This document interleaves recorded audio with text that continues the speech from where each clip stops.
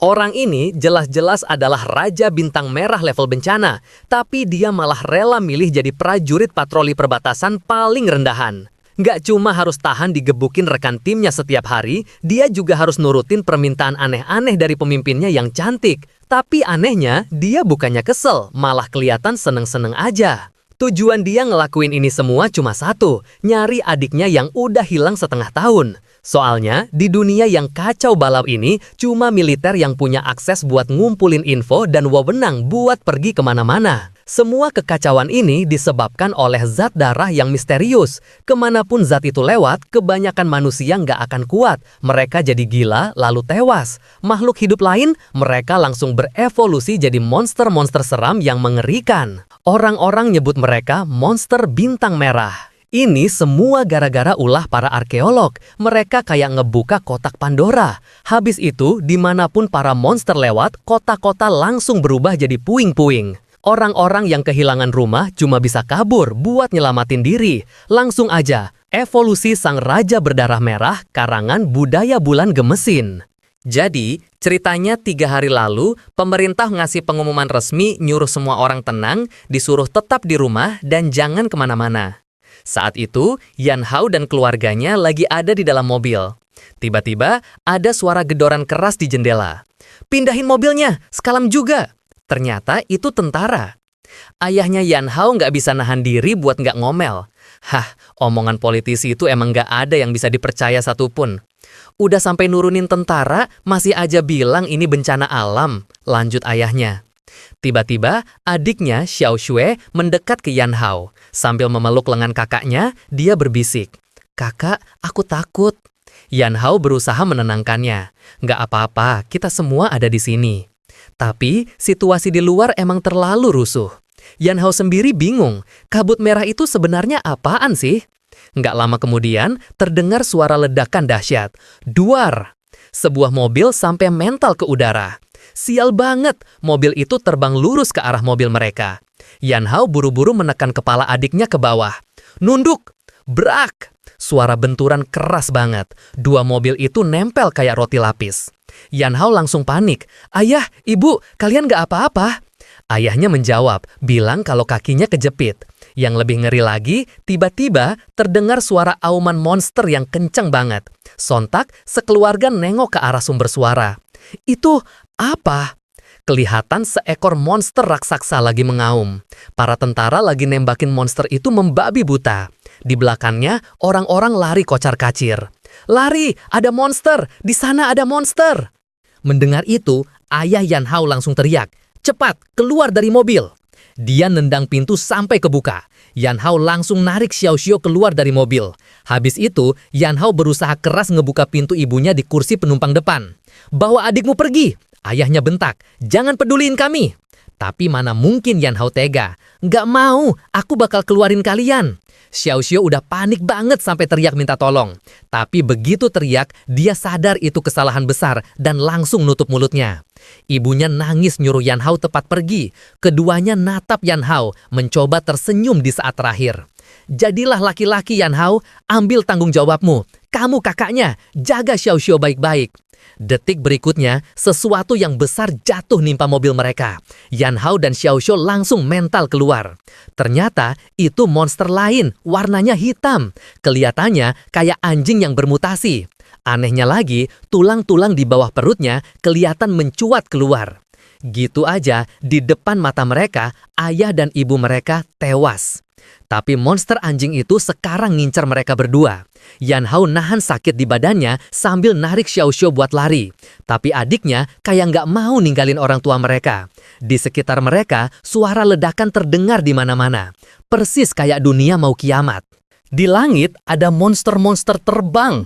Pesawat aja sampai ditembak jatuh. Hewan, manusia, semuanya kayak jadi gila. Yan Hao nggak ngerti apa yang sebenarnya terjadi. Dia cuma bisa narik Xiao Xue lari terus-terusan. Jalanan penuh sama suara auman monster. Yan Hao ngajak adiknya sembunyi dari satu tempat ke tempat lain. Takut banget ketahuan. Otak Yan Hao muter cepat. Supermarket. Di dalam supermarket banyak tempat sembunyi. Logistik juga banyak. Aku sama Xiao Xue harusnya bisa bertahan di sana sampai bantuan datang. Dia ngawasin monster yang tadi ngejar mereka pergi menjauh. Yan Hao akhirnya bisa narik nafas lega. Akhirnya pergi juga. Tapi detik berikutnya Xiao Shui ngejerit. Di mukanya tiba-tiba muncul garis-garis merah kayak benang. Yang Yan Hao nggak sadar, di mukanya sendiri juga muncul garis-garis yang sama. Xiao Shui, kamu kenapa? Xiao Shui balik natap kakaknya dengan bingung. Kakak, sambil megang lehernya, Xiao Shui ngerintih. Aku nggak enak badan. Kenapa ini? Pikir Yan Hao. Jangan-jangan gara-gara kebanyakan ngirep kabut merah tadi. Yan Hao buru-buru ngambil air minum dan ngebasahin handuk kecil, terus ngebekap mulut adiknya. Tapi detik berikutnya giliran gejala di tubuh Yan Hao yang makin parah. Panas banget. Rasanya ada sesuatu yang mau meledak keluar dari badannya. Xiao Shui jadi makin khawatir. Kakak, kamu kenapa? Yan Hao nahan sakit. Nggak apa-apa. Kakak baik-baik aja. Dia berusaha keras nahan dirinya biar nggak berubah jadi sesuatu yang aneh. Tapi kondisi mereka itu malah narik perhatian monster di sekitar. Xiao Shui makin takut, nyuruh Yan Hao jangan bikin dia takut. Ngeliat monster yang makin dekat, Yan Hao mengumpat dalam hati. Sial, ketahuan. Dia cuma bisa narik Xiao Shui buat lari lagi. Tapi Yan Hao cepat sadar ada yang nggak beres. Di depan, jalan mereka dihalangi satu monster. Terus dari samping muncul satu lagi. Xiao Shui udah ketakutan banget. Kak, gimana ini? Anehnya, monster-monster itu nggak langsung nyerang. Mereka kayak lagi nunggu sesuatu. Yan Hao berusaha nenangin adiknya. Xiao Shui, jangan takut, ada aku di sini. Tepat saat itu, terdengar auman yang jauh lebih kencang dan berat. Ternyata, itu monster terbang raksasa. Cuma mendarat aja, tanah sampai getar hebat dan debu berterbangan kemana-mana. Kelihatannya, dia ini bos dari monster-monster tadi. Apa kita beneran bakal mati di sini? Batin Yan Hao. Tanpa ragu, Yan Hao narik Xiao Shui lari balik ke supermarket. Kita sembunyi di dalam. Di dalam tadi cuma ada satu monster anjing. Di luar terlalu bahaya, pikirnya. Terpaksa, dia harus ngelawan yang di dalam. Yan Hao ngambil sebatang tongkat besi dan langsung maju. Meskipun kelihatannya seram, ini cuma anjing gila. Tapi Yan Hao salah perhitungan. Kerak, tongkatnya langsung patah begitu kena monster itu. Monster itu mengaum. Gila, kuat juga ini anjing, pikir Yan Hao. Dia terpaksa nahan mulut monster itu pakai dua tangan dan satu kakinya biar nggak kegigit. Detik berikutnya, mata anjing itu tertusuk patahan tongkat tadi. Udah pasti buta sebelah. Kak, kamu nggak apa-apa? Xiao Shui lari mendekat. Aku bantu, nggak nemu pistol, di supermarket cuma ada ini. Dia menyodorkan sesuatu. Yan Hao ngos-ngosan. Aku nggak apa-apa, bagus Xiao Shui. Tapi anjing itu ternyata pendendam. Sadar matanya buta, dia ngelepasin Yan Hao dan langsung nerjang ke arah Xiao Shui. Yan Hao kaget banget, Xiao Shui langsung balik badan dan lari. Yan Hao teriak, lari, jangan nengok ke belakang. Di saat yang sama, gejala mutasi di tubuh Yan Hao makin parah. Sial, kenapa harus sekarang? Xiao Shui baru aja kesandung jatuh, anjing itu udah nyampe tepat di belakangnya. Mungkin karena terpicu emosi dan adrenalin, Yan Hao ngeremes dinding di sebelahnya. Tembok itu langsung hancur berkeping-keping, bahkan besi rangkanya kelihatan jelas. Yan Hao langsung ngambil bongkahan tembok itu dan ngelemparnya ke arah si monster anjing. Monster itu kena telak dan terpental. Bagus, masih sempat. Yan Hao menggeram, matanya memerah. Berani nyentuh adikku, mati kau. Dia langsung maju dan ngehajar monster anjing itu membabi buta, lagi dan lagi. Ngeliat kakaknya kayak orang kesetanan, Xiao Shui buru-buru meluk dia dari belakang. Kakak kenapa? Udah berhenti, jangan kayak gini. Xiao Shui nangis ketakutan. Aku nggak apa-apa kak, aku mohon berhenti. Penampilan Yan Hao sekarang bener-bener bikin Xiao Shui ketakutan. Dengar panggilan adiknya, Yan Hao akhirnya perlahan-lahan sadar. Napasnya terengah-engah. Xiao Shui, aku nggak apa-apa. Maaf, bikin kamu khawatir. Kakak beneran udah nggak apa-apa? Xiao Shui masih cemas. Belum selesai Yan Hao ngomong, seekor monster lain tiba-tiba muncul tepat di belakang Xiao Shui. Yan Hao langsung ngedorong adiknya. Awas! Ternyata itu monster sejenis burung. Yan Hao langsung nyambar pipa besi di dekatnya dan mengayunkannya sekuat tenaga. Burung jelek, jauhi adikku! Yang bikin Yan Hao kaget, monster burung itu mental jauh banget kena pukulannya. Tunggu, kekuatan ini, Yan Hao natap tangannya. Aku bisa ngalahin mereka? Meskipun gak tahu alasannya, Yan Hao sadar dia jadi lebih kuat. Dia langsung nyuruh Xiao Shui cari tempat sembunyi yang aman. Aku bakal habisi monster-monster ini. Tapi Xiao Shui kelihatan khawatir banget. Gak ada pilihan lain Xiao Shui, monster gede yang di luar itu udah ngincer kita. Aku harus pancing mereka pergi. Xiao Shui langsung meluk Yan Hao erat-erat. Jangan pergi kak, aku takut. Aku takut kakak kayak tadi lagi. Yan Hao ngelus kepala adiknya. Tenang aja, aku janji nggak bakal hilang kendali lagi. Tapi, kamu tunggu di sini buat kakak. Kakak bakal cepat kembali jemput kamu, oke? Xiao Shui akhirnya ngerti, meskipun berat. Tapi dia minta satu janji. Sambil terisak, dia bilang, janji sama aku kak, kakak harus kembali dengan selamat. Yan Hao tersenyum, pasti, percaya sama kakakmu. Habis itu, Yan Hao melangkah keluar supermarket, menatap bos monster terbang itu. Kalau tebakanku benar, ngebunuh monster-monster ini dan nyerap energi darah mereka bisa bikin aku lebih kuat. Energi di badanmu pasti jauh lebih banyak kan? Asal aku bisa habisi kamu, aku pasti dapat kekuatan yang cukup buat ngelindungin Xiao Shui. Jadi, matilah! Tapi bosnya malah nggak gerak. Dia nyuruh monster-monster kecil di sekitarnya buat maju. Yan Hao nyeringai. Hah, kayaknya aku belum pantas bikin kamu turun tangan sendiri. Kalau gitu, aku habisi mereka satu-satu sampai di depanmu. Yan Hao mengayunkan pipanya ke kepala satu monster. Tapi detik berikutnya, monster lain berhasil gigit bahunya. Gerah! Yan Hao mengaum kencang. Auranya langsung meledak. Dua monster yang nempel di badannya langsung mental. Tangan Yan Hao ikut bermutasi, berubah total jadi kayak cakar monster, lengkap dengan aliran energi hitam merah yang pekat. Ini rasanya punya kekuatan. Keren banget. Yan Hao menyeringai. Oke, waktunya berburu. Tapi pas lagi seru-serunya, sebuah pesawat militer tiba-tiba lewat di atas mereka dan ngejatuhin bom. Bos monster itu mengaum marah ke arah pesawat. Duar! Ledakan besar terjadi, asap hitam ngepul tinggi ke langit. Tapi kayaknya bom itu nggak ada gunanya sama sekali. Monster-monster itu baik-baik aja. Tentu aja, Yan Hao juga nggak kenapa-napa. Yan Hao mengaum lagi. Dia mulai bergerak dengan kecepatan tinggi, ngebantai monster-monster kecil itu satu persatu. Penampilannya udah acak-acakan penuh darah. Begitu dia sadar dan keadaan sedikit tenang, dia langsung ingat adiknya. Xiao Shui! Dia lari balik ke tempat persembunyian Xiao Shui. Tapi di sana kosong. Yang tersisa cuma boneka kain kecil milik adiknya. Perlahan, mutasi di tubuh Yan Hao mulai menghilang, kembali normal. Dia kehilangan adiknya. Xiao Shui, maafin kakak telat, kamu di mana? Yan Hao terduduk lemas, memeluk boneka itu. Ayah, ibu, aku ngecewain kalian, aku nggak bisa jaga Xiao Shui. Yan Hao samar-samar ingat kejadian pasca ledakan itu. Waktu pesawat pengebom itu datang, dia lagi ngeliatin tangannya sendiri yang udah bukan tangan manusia. Tanganku, kenapa jadi begini? Apa yang terjadi? Bomnya makin dekat. Yan Hao teriak ke adiknya yang masih sembunyi. Xiao Shui, jangan kesini, bahaya! Duar! Setelah ledakan, Yan Hao samar-samar dengar suara baling-baling helikopter.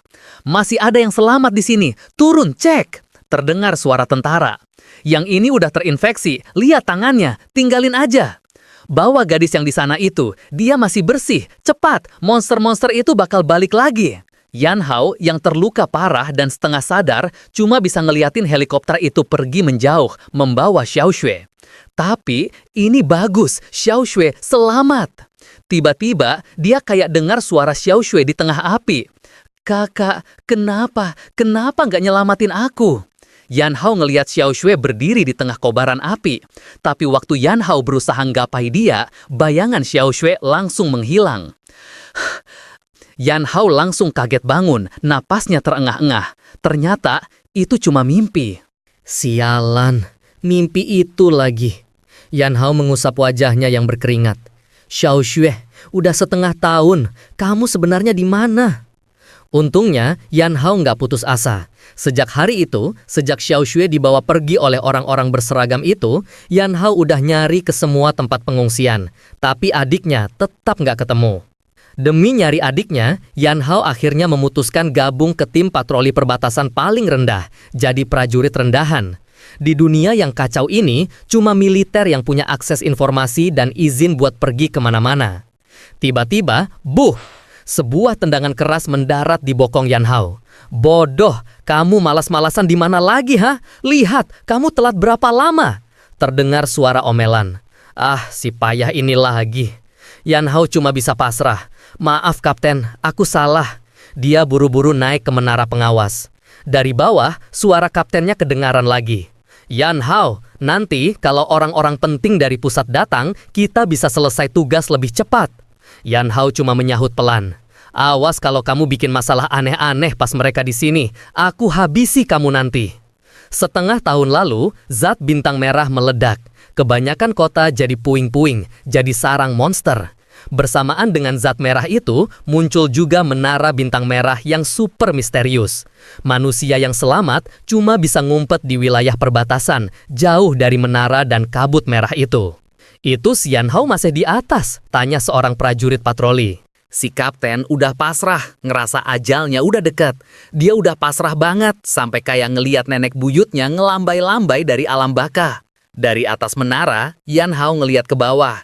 Kabut darah yang tebal udah nutupin tanah. Cuma kedengaran teriakan panik dari dalamnya. Lari, mereka datang! Tanpa ragu, Yan Hao langsung lompat ke bawah, ke tengah kabut. Bug! Seekor monster langsung amblas ketimpa badan Yan Hao. Satu, gumam Yan Hao. Monster di sebelahnya langsung mengaum marah ke arahnya. Yan Hao yang sekarang jelas beda banget sama Yan Hao setengah tahun lalu. Paket pengalaman gratis kayak gini harus diambil. Dia cepet-cepet ngabisin monster kedua. Terus dia mulai menyerap energinya. Bagus, nambah kuat dikit. Yan Hao penasaran bakal sekuat apa kalau dia nyerap beberapa lagi. Dia natap 6 monster yang sekarang ngepung dia. Bukannya takut, Yan Hao malah jadi semangat. Kalian jangan bikin aku kecewa ya. Tapi detik berikutnya, swoosh, seberkas cahaya laser melesat dari belakang Yan Hao. Monster-monster di depannya langsung hancur jadi debu dalam sekejap. Ternyata ada seorang perempuan bersenjata berat yang baru aja nyampah ngambil jatah buruan. Perempuan itu menatap Yan Hao. Dia adalah Song Rui, kapten dari pasukan ekspedisi pemakan darah. Yan Hao langsung panik dalam hati. Gawat, ini orang dari pasukan tanggap khusus. Aku harus cepet-cepet balik normal. Semoga dia nggak lihat tadi. Tepat saat itu, Song Rui memberi perintah tegas ke anak buahnya. Jangan sisakan satupun, habisi semua. Habis ngomong gitu, 2 laras senjata langsung ngarah tepat ke Yan Hao. Dia kaget setengah mati, refleks angkat tangan. Dor! Dor! Mereka tetap nembak. Tapi Yan Hao nggak kenapa-napa. Ternyata dia cuma GR. Mereka nembak monster yang ada persis di belakangnya. Target dipastikan tewas. Song Rui natap Yan Hao dari atas ke bawah dingin. Senjatamu mana prajurit patroli? Yan Hao langsung lemes. Mampus, tamat riwayatku. Tapi dia nggak bisa bohong. Ini cewek galak-galak gini cantik juga ternyata. Nggak lama kemudian, mereka semua ditarik mundur dari pos penjagaan ke garis pertahanan sementara. Tanpa izin Kapten Song Rui, nggak ada yang boleh masuk ke area interogasi.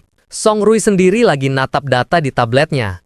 Pos penjagaan area 7, korban jiwa 37 orang. Rincian, pasukan tanggap khusus tim darah merah, 2 orang tewas. Tim patroli, 30 orang tewas.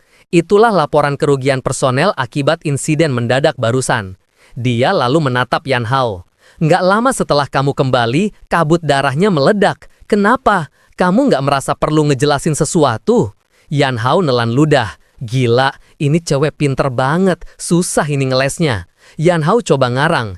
Aku tadi cuma kebelet kapten, jadi aku ke reruntuhan sebelah. Aku udah izin kok sama kapten tim patroliku. Sialnya, pas Yan Hao lagi ngeles, temen satu timnya yang selamat malah nusuk dari belakang. Bohong dia kapten, anak ini emang tiap tugas pasti nyuri-nyuri waktu buat malas-malasan. Kapten kami juga ngebiarin aja. Yan Hao langsung melotot ke temannya. Heh, mulutmu dijaga ya, jangan ngawur kamu, jangan bawa-bawa kapten. Dengar itu, Song Rui makin curiga. Kelihatannya tim patroli kalian ini masalahnya banyak juga. Pas banget, di ruang sebelah, si kapten patroli yang lagi diobatin tiba-tiba bersin. Hace! Kapten, kamu nggak apa-apa. Dokter yang ngerawat nyahut datar. Tenang aja, nggak bakal mati. Hasil pemeriksaannya semua normal. Prajurit yang jaga natap kaptennya yang babak belur. Dok, kondisi kayak gini dibilang normal. Di ruang interogasi, Song Rui ngebuka data Yan Hao di tabletnya. Menurut arsipmu, kamu baru lulus latihan dasar 3 bulan lalu. Pertempuran tadi, bahkan pasukan elit kami aja tewas 2 orang. Tapi, kamu bisa selamat. Yan Hao langsung pasang muka melas. Aku kan penakut, Kapten. Takut mati. Dulu waktu sekolah aku atlet lari, jadi kakiku lebih lincah aja. Begitu lihat kabut merah datang, aku langsung kabur duluan. Song Rui natap tajam. Kalau penakut, kenapa malah masuk tentara? Apa jangan-jangan kamu punya tujuan lain? Tujuan? Batin Yan Hao. Tentu aja ada. Selama setengah tahun nyari Xiao Shui, Yan Hao terus-terusan rebunuh dan nyerap energi monster level rendah. Dia pelan-pelan jadi bisa ngendaliin transformasinya dan balik jadi manusia. Selama setengah tahun ini, dia kayak serigala penyendiri, ngehindarin keramaian, pakai cara paling bodoh, nyisir tiap reruntuhan dan nyari info di setiap pemukiman manusia. Sebagai tentara, tapi penakut, kabur dari pos, tahu sesuatu tapi nggak lapor. Kamu tahu kan apa konsekuensinya? Desak Song Rui. Mau nembak mati aku, pikir Yan Hao pasrah. Tapi Song Rui tiba-tiba mendekatkan wajahnya ke telinga Yan Hao, suaranya pelan banget. Sebenarnya, ada apa dengan kedua tanganmu itu? Tiba-tiba, duar, terdengar suara keras dari luar. Song Rui ngira itu gempa, tapi insting Yan Hao bilang beda. Perasaan ini aku kenal. Yan Hao langsung berdiri dan lari ke pintu. Lari, ada banyak monster datang. Song Rui kaget, ini anak berani-beraninya kabur di depannya. Grep, detik berikutnya Yan Hao udah dibanting ke tanah sama Song Rui. Dia ngunci Yan Hao. Kamu anggap aku nggak ada, ha? Pas Yan Hao dibanting, tanah di bawah mereka tiba-tiba retak. Prajurit yang lain panik. Kapten, tanahnya retak. Yan Hao yang masih ditindih ikutan panik. Kapten, pelan-pelan aja. Aduh, tolong doa. Bruk. Tanah di bawah mereka ambrul, semuanya jatuh ke bawah. Kecuali Song Rui yang sigap, yang lain jatuhnya nggak karuan. Di mana ini? Tanya Song Rui. Gelap banget di sini, siapin penerangan, seru wakilnya. Siap. Prajurit yang tadi nyalahin Yan Hao mulai ngomel lagi. Kamu ini emang bintang sial ya, ada kamu pasti ada aja masalah. Begitu senter nyala, mereka baru sadar kalau mereka ada di dalam labirin terowongan yang kayaknya digali sama monster. Semuanya tenang, perintah Song Rui. Cek senjata kalian, jaga formasi, jangan sampai punggung kalian terekspos. Tiba-tiba, telinga Yan Hao nangkap sesuatu. Suara angin? Dia kaget. Kenapa? Tanya Song Rui. Di sebelah sana, kayak ada suara angin, kata Yan Hao. Angin? Berarti ada jalan keluar, batin Yan Hao. Dia langsung lari ke arah suara itu. Ternyata benar, ada angin sepoi-sepoi. Prajurit nyinyir tadi lagi-lagi komentar.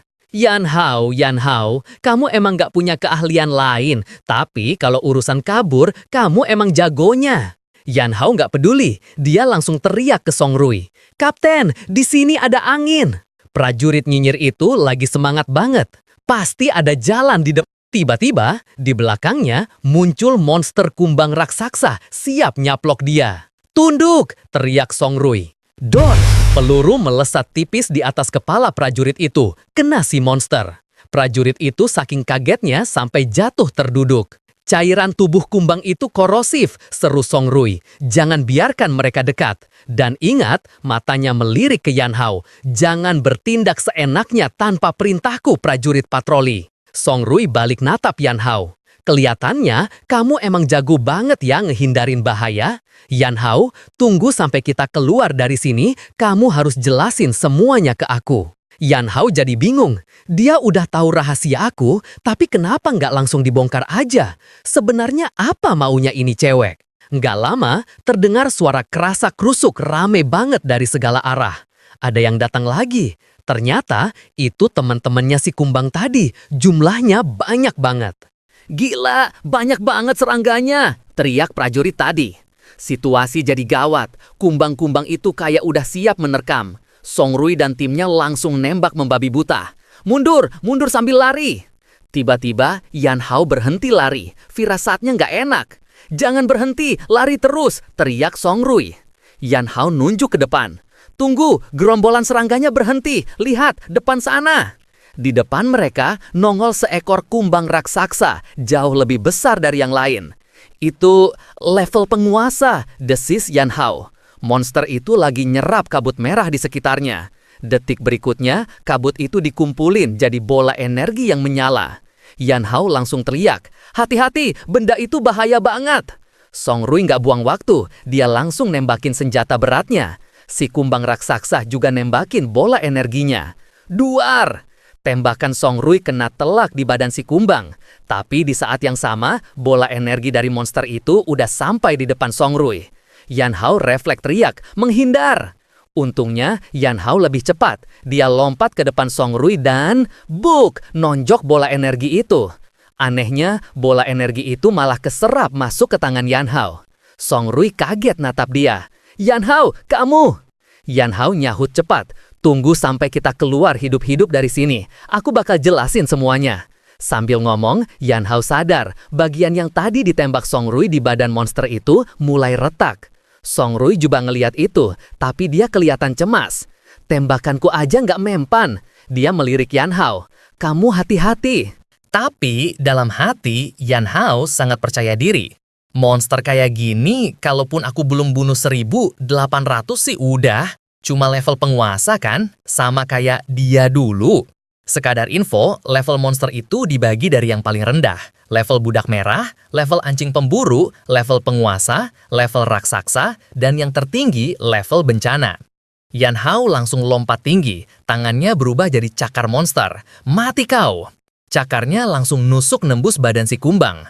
Kalau aku serap energi monster ini, seberapa kuat aku nanti?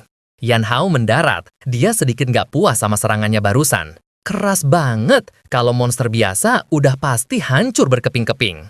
Badan gedenya ini emang kayak tank lapis baja. Pasti kamu udah makan banyak temanmu sendiri ya? Monster itu ngamuk, nyerang balik, tapi Yan Hao dengan gampang ngehindar. Sambil menghindar, dia ngeledek, lambat banget. Yan Hao ngerasa monster ini kayaknya nge-upgrade semua poinnya buat pertahanan. Malah bagus, cuma kayak karung tinju aja kalau gini. Prajurit patroli yang tadi nyinyir nonton itu dengan mulut kebuka, bengong. Dia ngerasa ini pasti mimpi. Orang yang dari tadi dia bully, si prajurit rendahan yang penakut, ternyata jagoan tersembunyi. Dia itu sebenarnya apa? Gumamnya nggak percaya. Nggak mungkin, bukannya dia tadi yang lari paling kencang. Katanya dia paling takut mati. Tepat saat itu, suara Song Rui terdengar. Dia adalah subjek eksperimen tempur anti-monster, hasil penelitian rahasia pemerintah gabungan SU. Prajurit tadi makin bingung. Dia yang lulus latihan dasar aja butuh 3 bulan. Yang kaburnya paling cepat itu subjek eksperimen. Song Rui ngangguk mantap. "Iya, benar sekali." "Berarti kapten udah tahu dari..." tanya wakilnya, Lin Yongji. "Enggak," potong Song Rui. "Aku baru yakin pas dia nahan serangan monster itu buat aku tadi." Otak Lin Yongji langsung muter cepat. "Setauku, apa SU punya subjek eksperimen kayak gini? Atau Kapten Song Rui lagi nyembunyiin sesuatu? Ini rahasia besar SU." Song Rui natap tajam ke prajurit patroli yang masih syok tadi. "Apa yang kamu lihat dan kamu dengar di sini nggak boleh bocor sedikit pun keluar. Paham?" Prajurit itu langsung hormat kaku. Siap, Kapten." Pas mereka lagi ngobrol, si kumbang raksasa ternyata ngumpulin bola energi lagi, terus nembakin ke arah Yan Hao. Yan Hao menghindar dengan gampang, tapi habis menghindar, dia kaget. Sial! Bola energi itu ternyata ngincar Song Rui, Lin Yongji, dan prajurit patroli tadi. "Awas!" teriak Yan Hao. Duar! Bola energi itu meledak di tempat mereka berdiri. Asap ledakan mulai hilang. Song Rui ternyata nggak apa-apa. Dia mendarat dengan gaya keren. Prajurit patroli tadi ngos-ngosan parah. Dia nggak percaya masih hidup. Ternyata Lin Yongji tadi ngedorong dia dan nahan ledakan itu. "Kapten, kaki Anda," kata si prajurit panik. Lin Yongji nahan sakit. "Tenang, nggak bakal mati." Si prajurit merasa bersalah banget. "Anda kan pasukan elit, ngorbanin diri buat prajurit rendahan kayak aku." Lin Yongji nyeringai. "Satu kaki ditukar satu nyawa, untung kan? Tapi kan tugas kalian harusnya ngelawan monster. Kenapa ngorbanin kemampuan tempur Anda cuma buat aku?" Lin Yongqi natap dia serius. Aku jadi tentara bukan cuma buat ngebunuh monster-monster sialan itu. Aku di sini buat ngelindungin. Sebagai perisai terakhir umat manusia, aku nggak boleh ninggalin siapapun. Yan Hao yang dengar itu diam-diam merasa hormat. Tentara kayak dia baru pantas dihormati. Nggak jauh dari sana, Yan Hao mental dihajar si monster. Dia ngehantam tanah keras banget. Cakar merah di tangannya mulai memudar. Sial, energi kabut merahnya udah habis. Buat nahan transformasi sebelah tangan aja udah nggak kuat. Tapi si monster level penguasa, kumbang duri perisai baja, masih kelihatan bugar banget. Ini toh level penguasa, repot juga ya. Si kumbang duri perisai baja lihat Yan Hao udah lemas. Dia mengaum, langsung nyerang Yan Hao. Pas banget di saat kritis, duar, ada ledakan di kepala si monster. Ternyata Song Rui yang nembak. Sambil nembak, dia teriak, "Yan Hao, kamu nggak boleh mati di sini. Masih banyak hal yang harus kamu jelasin ke aku." Detik berikutnya, kejadian aneh terjadi. Si kumbang duri itu ketawa. Hahaha. Song Rui sampai merinding dengarnya. Dia ketawa. Firasat Song Rui nggak enak. Bener aja, kabut merah pekat tiba-tiba nyembur keluar dari lubang-lubang di dinding goa. Ternyata, terowongan yang saling nyambung ini bikin dia gampang mindahin kabut merah dari tempat lain buat ngisi ulang tenaganya. Luka-luka di badannya langsung sembuh. Kalau dibiarin, dia bakal pulih total. Jangan-jangan kabut merah yang nyerang pos penjagaan tadi itu juga ulah dia, seru Song Rui. Monster itu sekarang fokus natap Yan Hao. Song Rui langsung narik kesimpulan. Yan Hao, kita nggak bisa bunuh dia, mundur sekarang. Nggak, tolak Yan Hao. Dia harus mati hari ini, di sini. Dia bisa pulih pakai kabut merah. Aku juga bisa. Dia manggil kabut merah ini justru ngebantu aku. Yan Hao ngeliat monster itu lagi fokus nyembuhin diri. Sekarang dia nggak bisa banyak gerak. Ini kesempatan kita buat nyerang. Song Rui ragu. Kalau gagal, kamu bisa mati di sini. Yan Hao natap dia mantap. Aku udah bolak-balik di depan pintu neraka. Nambah sekali lagi juga nggak masalah. Akhirnya Song Rui setuju. Oke, tapi kesempatan cuma sekali. Dia ngarahin lagi senjatanya ke si kumbang duri. Aku bakal pakai sisa kekuatanku buat ngebuka paksa cangkang di kepalanya. Begitu kebuka, kamu masuk dan langsung hancurin otaknya. Cuma ini satu-satunya cara kita buat menang. Song Rui nembakin semua energinya. Sekarang, duar! Ledakan besar ngehancurin cangkang di kepala si kumbang duri. Pas cangkangnya kebuka, Yan Hao udah ada tepat di atas kepalanya. Monster itu kaget banget. Tanpa ampun, Yan Hao langsung ngerobek-robek bagian dalam kepala monster itu pakai cakarnya yang tajam. Si kumbang duri menjerit kesakitan. Tanduk di kepalanya mulai retak-retak. Song Rui nonton dengan tegang. Berhasil? Dia nggak yakin. Detik berikutnya, boom! Terjadi ledakan besar dari dalam kepala monster itu. Yan Hao mental jauh, kebanting keras ke tanah. Kepala si kumbang duri udah hancur lebur. Song Rui langsung lari nyamperin Yan Hao. Yan Hao, kamu nggak apa-apa. Pas Yan Hao terbaring, sebuah foto kecil kelihatan dari balik bajunya. Di tangannya, dia ngegenggam sebuah kristal hitam aneh. Anehnya, tangan Yan Hao yang satu lagi kayak tertusuk kristal itu. Kesadaran Yan Hao kabur. Aku? Di mana? Ini siapa?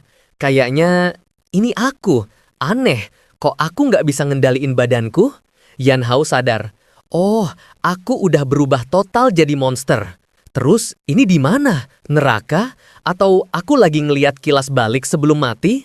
Dia ngeliat ada struktur aneh kayak untayan DNA di depannya. Tiba-tiba, Yan Hao sadar dia bisa gerak lagi. Dia ngerasain ada sesuatu di dadanya. Ini bukannya benda yang tadi ada di dalam monster itu? Kayak semacam inti energi. Tadi benda itu ada di tangannya. Sekarang kok pindah ke dadanya? Detik berikutnya, Yan Hao kaget banget. Apa? Benda ini nyerap kabut merah. Kristal ini bukan cuma nyerap, tapi juga nyimpen kabut merah. Ini berarti, walaupun aku nyerap kabut merah lebih banyak dari sebelumnya buat transformasi yang lebih kuat, aku nggak perlu takut hilang kendali lagi. Yan Hao sadar, benda ini kayak sekring pengaman. Pas aku mulai gila, dia bakal nyedot balik kabut merah di badanku, balikin kesadaranku. Kalau gitu, aku bisa bebas nyerap energi monster buat evolusi dan jadi lebih kuat. Nggak perlu nahan-nahan diri lagi. Tapi Yan Hao cepat sadar, nggak ada yang gratis di dunia ini. Sial, kapasitas simpal kristal baru ini terbatas. Dia ngerasa energinya udah mau penuh, bisa meledak ini kalau kebanyakan. Tiba-tiba Yan Hao dapat ide. Tumbuh, jurusnya si kumbang raksasa tadi yang bikin bola energi. Itu kan pakai banyak banget kabut merah. Kalau aku bisa nyerap kabut merah, harusnya aku juga bisa ngumpulin mereka jadi satu. Kabut merah di mata Yan Hao berputar. Sini, gumamnya. Dia sedang mencoba mengumpulkan energi di tangannya, membentuk bola energi pekat, tapi dia langsung menghancurkannya lagi. Sementara itu, di depan kamar 314, Song Rui menatap Lin Yongzi yang terbaring. Dia melihat kaki wakilnya yang terluka parah. Song Rui nggak bisa berbuat banyak. Lin Yongzi menahan sakit. Sebagai tentara, aku udah sadar resiko ini. Kamu nggak perlu nyalahin dirimu sendiri, Kapten Song. Dia lanjut bertanya, sebenarnya Yan Hao itu gimana? Aku nggak pernah dengar SU punya subjek eksperimen. Song Rui menjawab, kasus Yan Hao itu rahasia besar. Kamu fokus aja nyembuhin diri, nggak usah mikirin yang lain. Aku udah ngajuin ke markas buat mindahin kamu ke departemen logistik. Mulai sekarang, kamu bisa istirahat, lanjut Song Rui. Tapi Lin Yongzi menatapnya. Soal ini, aku akan laporin apa adanya ke ayahmu, kepala staf Song Lian. Aku yakin dia punya penilaian sendiri. Muka Song Rui langsung mengeras. Lin Yongzi, sebenarnya atasanmu itu siapa? Mulai sekarang, akses komunikasimu aku bekukan. Tetap di sini, jangan kemana-mana. Song Rui keluar dengan muka masam. Dia bertanya pada penjaga, di mana Yan Hao? Dia di kamar 314, Kapten. Ikut aku ke sana. Mereka cepat-cepat sampai di depan kamar 314. Song Rui memberi perintah ke prajurit yang ikut. Kamu jaga di pintu. Tanpa perintahku, nggak ada yang boleh masuk. Pas Song Rui masuk, Yan Hao lagi-lagi ngumpulin bola energi monster di tangannya. Song Rui kaget melihat gumpalan energi berbahaya itu. Yan Hao, kamu mau ngapain? Yan Hao panik. Awas, nggak ada pilihan. Dia terpaksa ngebatalin jurusnya. Tapi energi itu keburu meledak. Yan Hao mental ke belakang. Song Rui refleks nunduk. Energinya melesat tipis di atas kepalanya. Energi itu ngebentuk kayak piringan pipih terbang keluar pintu. Prajurit yang jaga di luar kaget sampai jatuh terduduk. Piringan energi itu nembus gedung kedua, terus gedung ketiga. Saking kuatnya, gedung ketiga itu langsung kepotong jadi dua. Lin Yongzi dari jendela kamarnya ngeliat bangunan yang hancur itu. Gedung kosong itu hancur. Apa itu ulah Yan Hao? Prajurit yang jaga tadi udah nangis ketakutan. Kenapa aku sial banget sih? Tolong, seram banget. Aku belum mau mati. Song Rui juga keringat dingin. Itu jurus kumbang raksasa tadi. Kenapa Yan Hao bisa pakainya? Dia bahkan nggak berubah wujud. Dia langsung balik badan natap Yan Hao yang baru bangun. Yan Hao, kayaknya penjelasan yang kamu utang ke aku nambah banyak ya. Akhirnya Yan Hao dan Song Rui ngobrol di atap rumah sakit. Yan Hao menjelaskan sedikit soal kondisinya. Song Rui menyimpulkan, jadi kamu bukan cuma bisa nyerap inti monster, tapi juga niru kemampuannya. Ditambah lagi, kamu bisa nyerap kabut merah dalam jumlah besar dan nyimpan di kristal itu. Dan kristal itu bisa nyembuhin diri sendiri. Fungsimu banyak juga ya. Yan Hao natap tangannya. Aku enang dapat kekuatan mereka. Tapi aku juga takut. Takut pelan-pelan aku bakal berubah jadi kayak mereka. Kalau udah gitu, apa aku masih bisa disebut manusia? Dia natap Song Rui. Kapten Song, menurutmu aku ini sebenarnya apa? Song Rui ternyata punya jawaban yang bijak. Artinya, kamu itu eksistensi yang unik. Manusia atau monster, itu semua tergantung gimana kamu pakai kekuatan itu. Tapi ingat, kekuatanmu itu bisa jadi bencana, sekaligus senjata. Sekarang, kamu punya dua pilihan. Pertama, gabung ke tim darah merah, jadi anggota cadangan di skuadku. Pilihan kedua, kamu bakal dicap sebagai ancaman, sama kayak monster, dan akan dibasmi. Yan Hao tertawa sinis. Dibasmi? Kamu yakin pasukan yang ada di kota ini sanggup ngelakuin itu ke aku? Song Rui mengakui, sekarang aku emang nggak bisa ngapa-ngapain kamu. Tapi kalau kamu pikir kamu bisa ngelawan semuanya sendirian, kamu terlalu sombong. Gabung skuadku nggak ada ruginya buat kamu. Status, intelijen, sumber daya, aku bakal beresin semua masalahmu. Yan Hao mikir, diancam gak mempan, sekarang dia ganti nawarin keuntungan. Mana ada makan siang gratis di dunia ini. Nerima orang berbahaya yang kekuatannya nggak stabil kayak aku, pasti ada harga mahal yang harus dibayar. Kamu ngebet banget ngerekrut aku, kata Yan Hao. Pasti ada tujuan lain kan? Song Rui tersenyum tipis. Kamu pintar. Emang karena alasan tertentu, aku butuh banget kekuatanmu.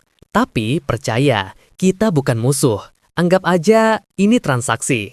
Song Rui lalu ngeluarin sebuah foto dari sakunya. Mata Yan Hao langsung membelalak. Itu, kenapa foto itu ada di kamu? Jangan remehkan aku, kata Song Rui. Kalau aku mau nyari tahu masa lalumu itu gampang. Asal kamu gabung tim darah merah, aku bakal pakai jaringan intelijen level tertinggi buat bantu kamu nyari adikmu. Tawaran ini telah kena di titik lemah Yan Hao. Dia sadar, nyari sendirian kayak orang buta selama ini ada batasnya. Seperti kata dia, kalau aku punya status dan pangkat lebih tinggi di militer, aku bisa punya akses ke lebih banyak tempat. Gerakanku juga lebih bebas. Yan Hao akhirnya mengambil keputusan. Oke, deal. Yan Hao langsung ganti nada, mencoba pasang muka polos. Tapi, Kapten, berhubung kamu butuh banget sama aku, nambahin gajiku dikit boleh dong. Soalnya gajiku yang kemarin habis semua buat nyari adikku. Song Rui memutar bola matanya. Prajurit Yan Hao, aku sebagai kapten tim darah merah secara resmi menerima kamu sebagai anggota cadangan. Gaji dan tunjangan akan kuberikan standar tertinggi. Sekarang cepat urus administrasimu. Siap Kapten Song, aku langsung ke tim patroli buat ngurus pindahan. Yan Hao udah mau pergi, tapi Song Rui nambahin. Oh ya, ganti rugi rumah sakit yang kamu hancurin tadi udah aku talangin dulu. Nggak usah buru-buru, tapi nanti bakal dipotong dari gajimu. Yan Hao langsung lemas. Yah, duitku. Pasti aku bakal cari cara nyelamatin kamu. Dia bergumam. Ternyata beneran harus ganti rugi. Song Rui natap punggung Yan Hao yang menjauh. Instingku bilang, anak itu dia punya kunci untuk berubah dari monster kembali jadi manusia. Yap, demi gabung pasukan tanggap khusus, Yan Hao datang ke kota Danau buat ikut ujian. Ini adalah kota Danau, ibu kota SU, dan markas besar tim darah merah juga ada di sini. Yan Hao nyenggol prajurit patroli yang ikut bareng dia, yang nyinyir di gua. Ku dengar anggota resmi tim darah merah itu minimal prajurit level bumi. Level prajurit itu ditentuin gimana sih? Prajurit itu ketawa kaku. Aku kan lumayan tahan banting. Lagian aku daftarnya ke bagian logistik, bukan tim tempur. Nggak perlu ikut tes tempur. Tim logistik juga bakal ikut kalian ke lapangan. Yan Hao, mumpung ada waktu, kita samain info dulu. Prajurit itu mulai ngejelasin. Orang yang bisa ngeluarin kekuatan khusus kayak kita disebut prajurit. Kekuatan tempur prajurit dibagi jadi 6 level. S, A, B, C, D, dan E. Markas pasukan tanggap khusus punya alat penilainya sendiri. Yang paling dasar di tes itu kekuatan fisik dan stamina. Nah, kalau monster, dari yang lemah ke yang kuat ada 5 level. Level budak merah, level anjing pemburu, level penguasa, level raksasa, dan level bencana. Normalnya, prajurit level D bisa ngalahin level budak merah. Prajurit level C setara level anjing pemburu. Prajurit level B dan A setara level penguasa. Prajurit level E setara monster level raksasa. Dan prajurit level S setara monster level bencana. Selain itu, tingkat kecocokan sama inti monster juga ngaruh. Di dunia kiamat ini, cuma monster yang bermutasi karena kabut merah yang punya inti monster. Prajurit manusia cuma bisa pakai senjata inti buat nyocokin diri sama inti monster itu, biar bisa ngeluarin kekuatan khusus. Kondisi fisik, bakat, keberuntungan, semua itu ngaruh ke tingkat kecocokan. Makin cocok, kualitas dan jumlah kemampuan yang keluar juga makin tinggi. Kalau kamu nggak bisa nyocokin diri sama inti monster, ya paling mentok, kamu cuma dinilai sebagai prajurit level E. Tiba-tiba, mobil militer yang mereka tumpangi ngerem mendadak. Seorang penjaga menghadang. Maaf, jalan ini lagi ditutup, silahkan cari jalan lain. Petugas yang ngantar mereka protes. Kami juga dari pasukan tanggap khusus, lagi ngejalani tugas resmi. Maaf, tetap nggak bisa. Nggak lama, sebuah mobil mewah dengan logo khusus malah dibiarin lewat ngebut. Song Rui yang ada di mobil lain ngerasa aneh. Ini kan tes masuk tim darah merah.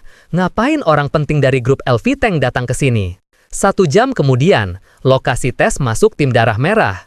Tim darah merah adalah perisai terkuat umat manusia, sekaligus pedang paling tajam pasukan tanggap khusus. Yang ngomong itu Lin Yongji, yang ternyata jadi kepala penguji. Dia natap semua peserta dengan galak. Aku nggak peduli kalian punya latar belakang apa. Di sini, kalian harus ikut aturan. Nggak ada namanya orang dalam di sini. Siapapun, kalau nggak punya kemampuan beneran, jangan harap bisa bertahan di tim darah merah. Tes pertama, ujian fisik. Mulai! Lari cepat 100 meter sambil bawa beban 50 kilo. Yan Hao langsung melesat, ninggalin yang lain jauh di belakang. Lari cepatnya cuma 5 detik. Tes berikutnya, beban magnetik ditambah 50-100 kilo. Terus, angkat beban 500 kilo pakai satu tangan. Terakhir, tes kekuatan pukulan. Yan Hao maju, ngeluarin satu pukulan. Kerak, mesinnya rusak. Pengumuman terdengar, mesin tes rusak, kekuatan tidak dapat diukur. 10 menit kemudian, lapor penguji Lin, semua item tes selesai. Konfirmasi selesai, skor total 198 poin. Semua peserta lain langsung melongo, 198 poin, rekor tertinggi peserta baru sebelumnya aja cuma 140 poin. Tiba-tiba, seorang peserta maju protes. Nggak mungkin, dia pasti curang, dia bakal mati. Dia natap Lin Yongji. Penguji Lin, rekor tertinggi pendatang baru itu 140.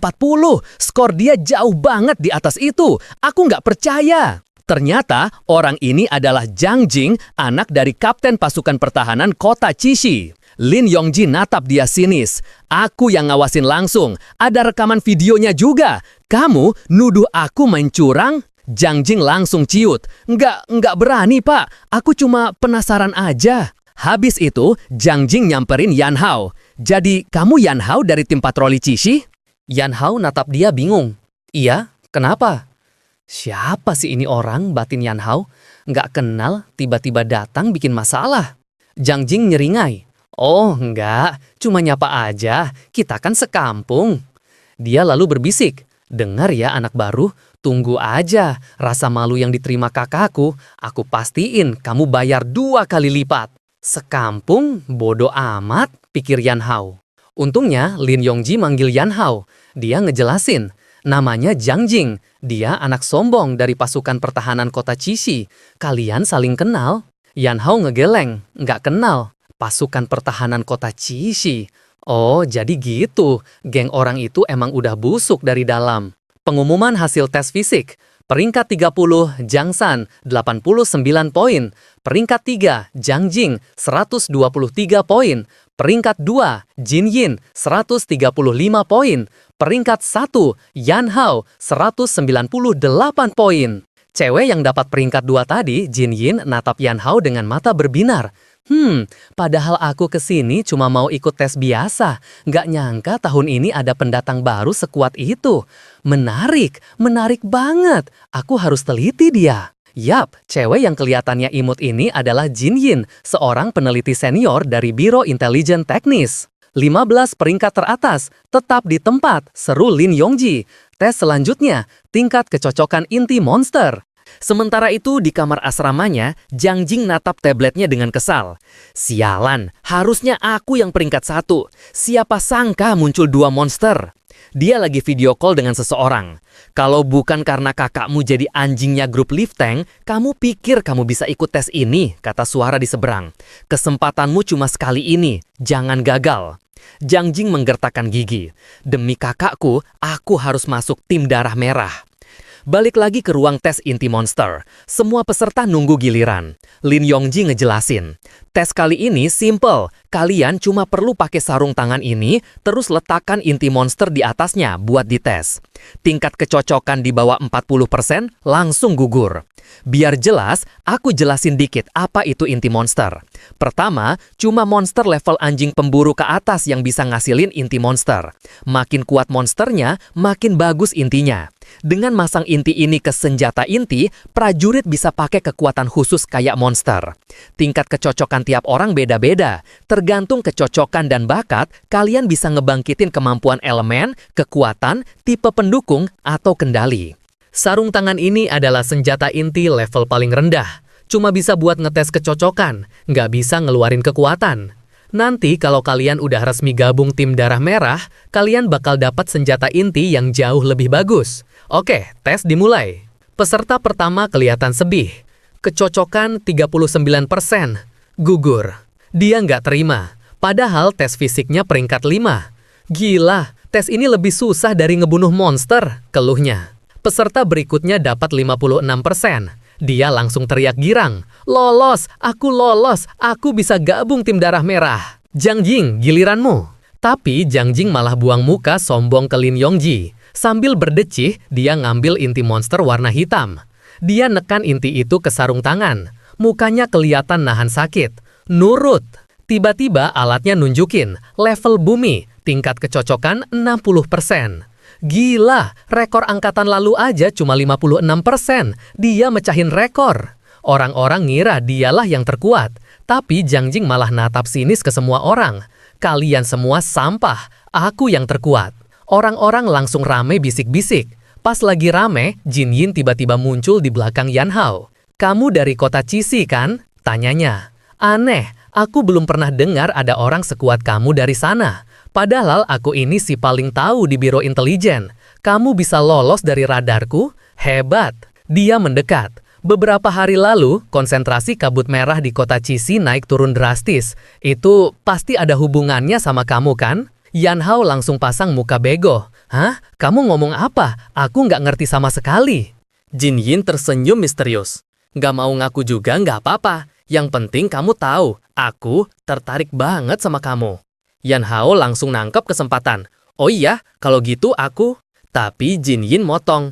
Gini aja, aku ada satu syarat. Kalau hasil tes kecocokanmu nanti bisa ngelewatin aku, apapun yang pengen kamu tahu, bakal aku kasih tahu. Apapun itu.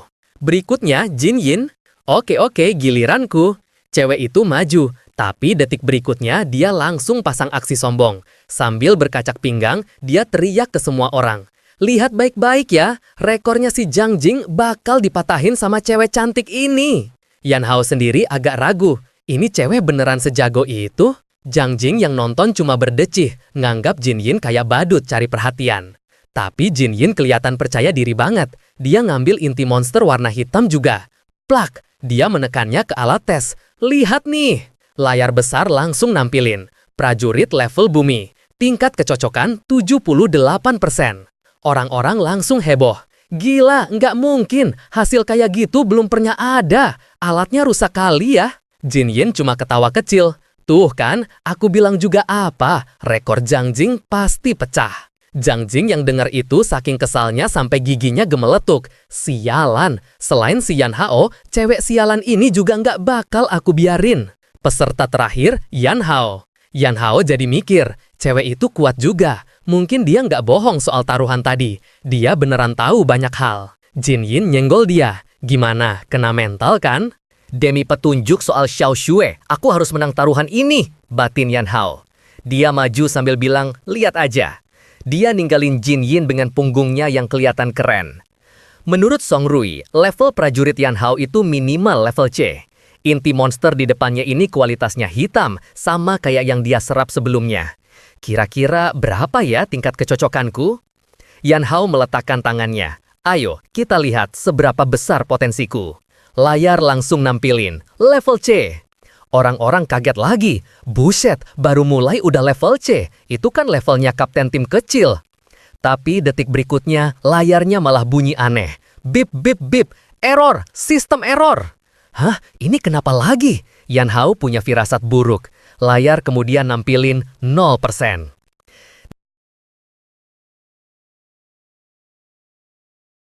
Zhang Jing langsung ketawa ngakak. Hahaha, sampah, omong doang, bikin malu aja. Hahaha, sampai inti monster aja nolak kamu.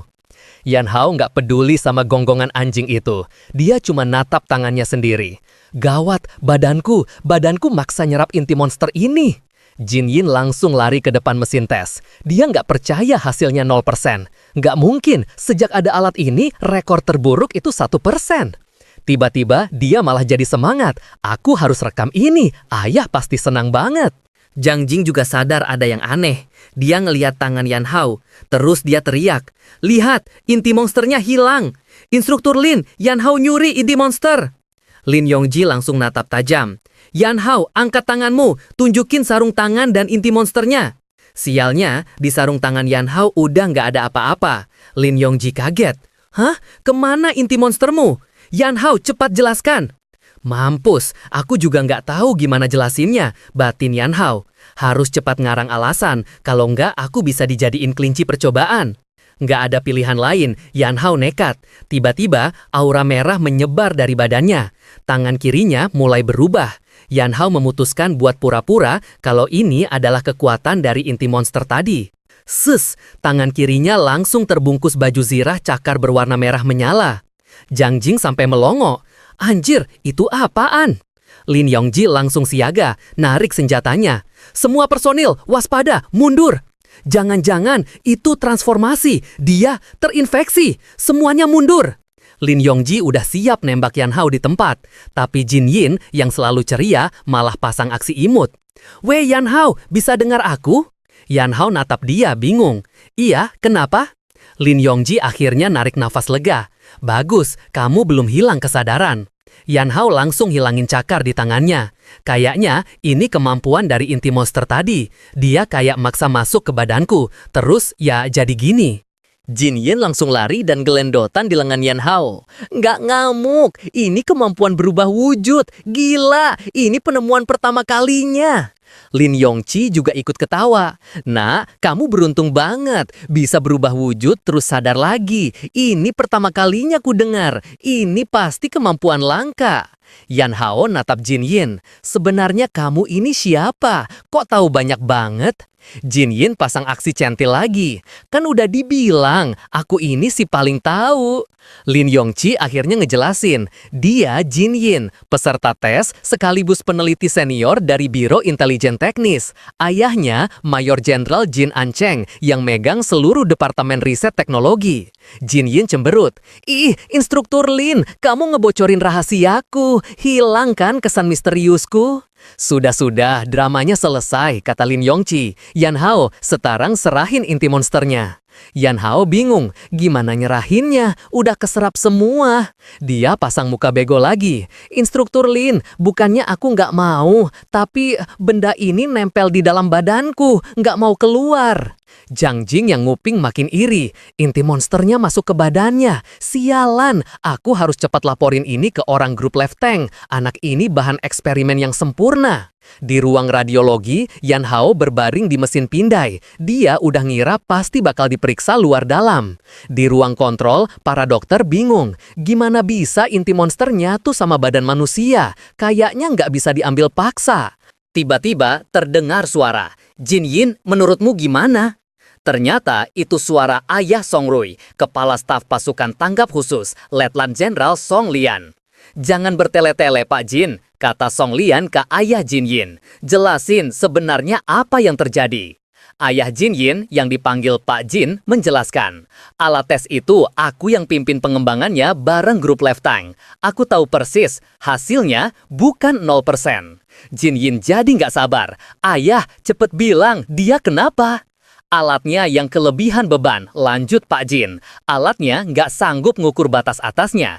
Tingkat kecocokannya belum pernah terjadi sebelumnya. Melebihi nilai teori maksimal yang kita atur, 100%. Song Lian langsung kaget, lalu menatap Lin Yongji. Yongji, ikut aku, sekarang. Sementara itu, Yan Hao ngerasain sesuatu. Kristal inti di dadanya berubah, dari yang tadinya hitam jadi kemerahan. Ini gara-gara nyerap inti monster kecil tadi ya. Dulu, pas nyerap inti kumbang duri level penguasa, Yan Hao dapat kemampuannya dan mengaktifkan kristal ini. Sekarang, nyerap inti level rendah memang nggak ngasih kemampuan baru, tapi kristal intinya jadi lebih kuat. Papan status muncul, kemurnian kristal inti meningkat, warna berubah dari hitam pekat ke merah karat. Total penyimpanan kabut merah bertambah, efisiensi penyerapan kabut merah naik. Di markas besar tim Darah Merah, Song Rui lagi berdebat keras. Yan Hao itu aku yang bawa, kenapa ada masalah kalau dia gabung timku? Ayah, bentak Song Rui ke Song Lian. Aku udah janji mau bawa dia ke timku. Ayah nggak bisa bikin aku jadi tentara yang ingkar janji. Song Lian natap dingin. Kehormatan tentara itu untuk negara, bukan individu. Yan Hao sudah bergabung di timnya Lin Yongji. Itu nggak bisa diubah. Song Rui nggak nyangka dia dibajak sama Lin Yongqi. Kamu sama Lin Yongqi itu sama-sama kapten tim. Apa kamu mau rebutan anak buah sama dia? Kembali ke posisimu. Ini perintah. Song Rui cuma bisa menahan kesal. Dia terpaksa nurut. Mau gimana lagi? Pangkat ayahnya jauh lebih tinggi. Di ruang istirahat camp tim Darah Merah, Jin Yin tiba-tiba nerobos masuk sambil bawa dokumen. Yan Hao, kabar besar! Yan Hao yang sekarang udah resmi jadi anggota tim Lin Yongji, pasukan tanggap khusus level C, natap dia bingung. Ada apa? Ada gelombang monster baru ditemuin di antara kota Danau dan kota Cishi. Katanya anak baru yang bakal dikirim buat ngecek. Aku udah minta izin instruktur Lin. Kita satu tim. Lin Yongqi masuk. Benar, dengerin misinya. Target kita menyelidiki dan menilai tingkat ancaman. Tetap waspada. Meskipun laporannya ini gelombang monster level D, bisa aja ada perubahan karena kabut merah. Jin Yin yang juga anggota tim Lin Yongji, peneliti senior level D, nyeletuk. Ngumpulin data itu keahlianku. Tenang, aku bakal jagain kamu. Rombongan mobil pun berangkat. Di perjalanan, Jin Yin mulai ngejelasin. Level ancaman gelombang monster itu ada 4, rendah, sedang, tinggi, dan sangat tinggi. Tipe kita kali ini yang level D, jenisnya sarang. Strukturnya simpel, tapi lorong di dalamnya rumit. Yang paling nyebelin, isinya itu gerombolan lebah besi beracun. Ada lebah pekerja yang jumlahnya gila-gilaan, sama sedikit lebah prajurit. Yan Hao agak bingung, sarang tawon bukannya satu orang aja cukup buat beresin, kenapa perlu sampai 3 mobil gini? Jin Yin memutar bola matanya, lebah besi itu bukan lebah madu. Tiba-tiba, prajurit patroli yang nyinyir dulu, sekarang jadi sopir, teriak, di depan ada sesuatu. Yan Hao ngeliat ke depan, dan bener aja, itu beneran lebah, gede banget badannya. Kan udah dibilang, ini lebah besi level budak merah, bukan lebah madu. Si sopir teriak, pegangan, dia langsung banting setir, ngedrift, menghindari hujan jarum beracun. Sial, ini serangan jarum lebah besi, mobil lapis baja kita nggak bakal kuat nahan. Yan Hao langsung bertindak, aku keluar, kalian cari perlindungan, biar aku yang urus gerombolan di luar, sekalian nyoba jurus baru. Dia ngeaktifin kekuatannya, sebagian jarum beracun yang terbang ke arahnya langsung meleleh. Kalian bertahan di sini, aku pergi dulu. Yan Hao lompat keluar mobil dan langsung ngebantai lebah-lebah itu. Itu kemampuan apa? Senjata baru? Jin Yin matanya berbinar. Itu kemampuan transformasinya yang dia pakai pas tes.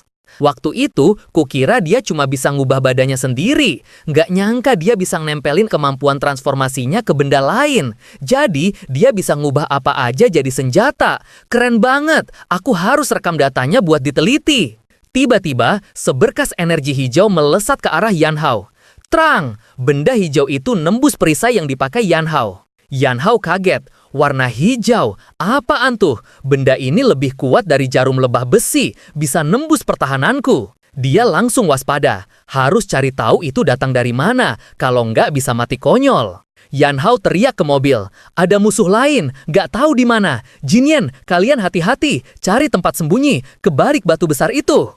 Tiba-tiba, swoosh, sinar hijau lain melesat. Kali ini nembus badan salah satu prajurit di luar mobil. Prajurit itu langsung meledak. Yan Hao panik. Jin Yin, duri hijau itu apaan? Jin Yin cepat-cepat ngecek tabletnya. Itu ratu angin level anjing pemburu. Duri ekornya beracun dan bisa nembus armor level C ke bawah. Namanya ratu angin beracun lapis baja. Level anjing pemburu, seru Yan Hao. Laporannya salah, ini bukan sarang level rendah. Yan Hao langsung ngasih perintah. Bantu aku beresin lebah-lebah kecil ini. Aku bakal habisi atu angin itu. Jin Yin mengangguk. Oke, dia ngeluarin kekuatannya. Badai angin. Tangan Jin Yin ngeluarin angin puting beliung kecil yang langsung nyabik-nyabik para lebah besi. Sementara itu, Yan Hao fokus nyari si penembak jitu. Tiba-tiba dia ngelihat sesuatu.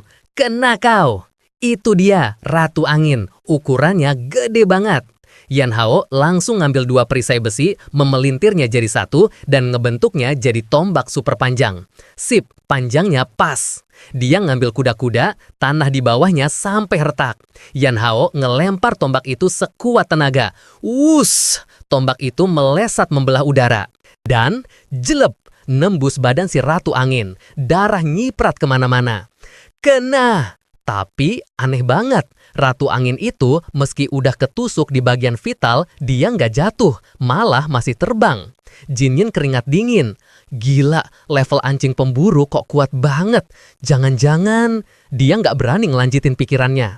Dia langsung lari ke Yan Hao. Yan Hao, jangan biarin dia kabur. Dia bentar lagi berevolusi jadi level penguasa.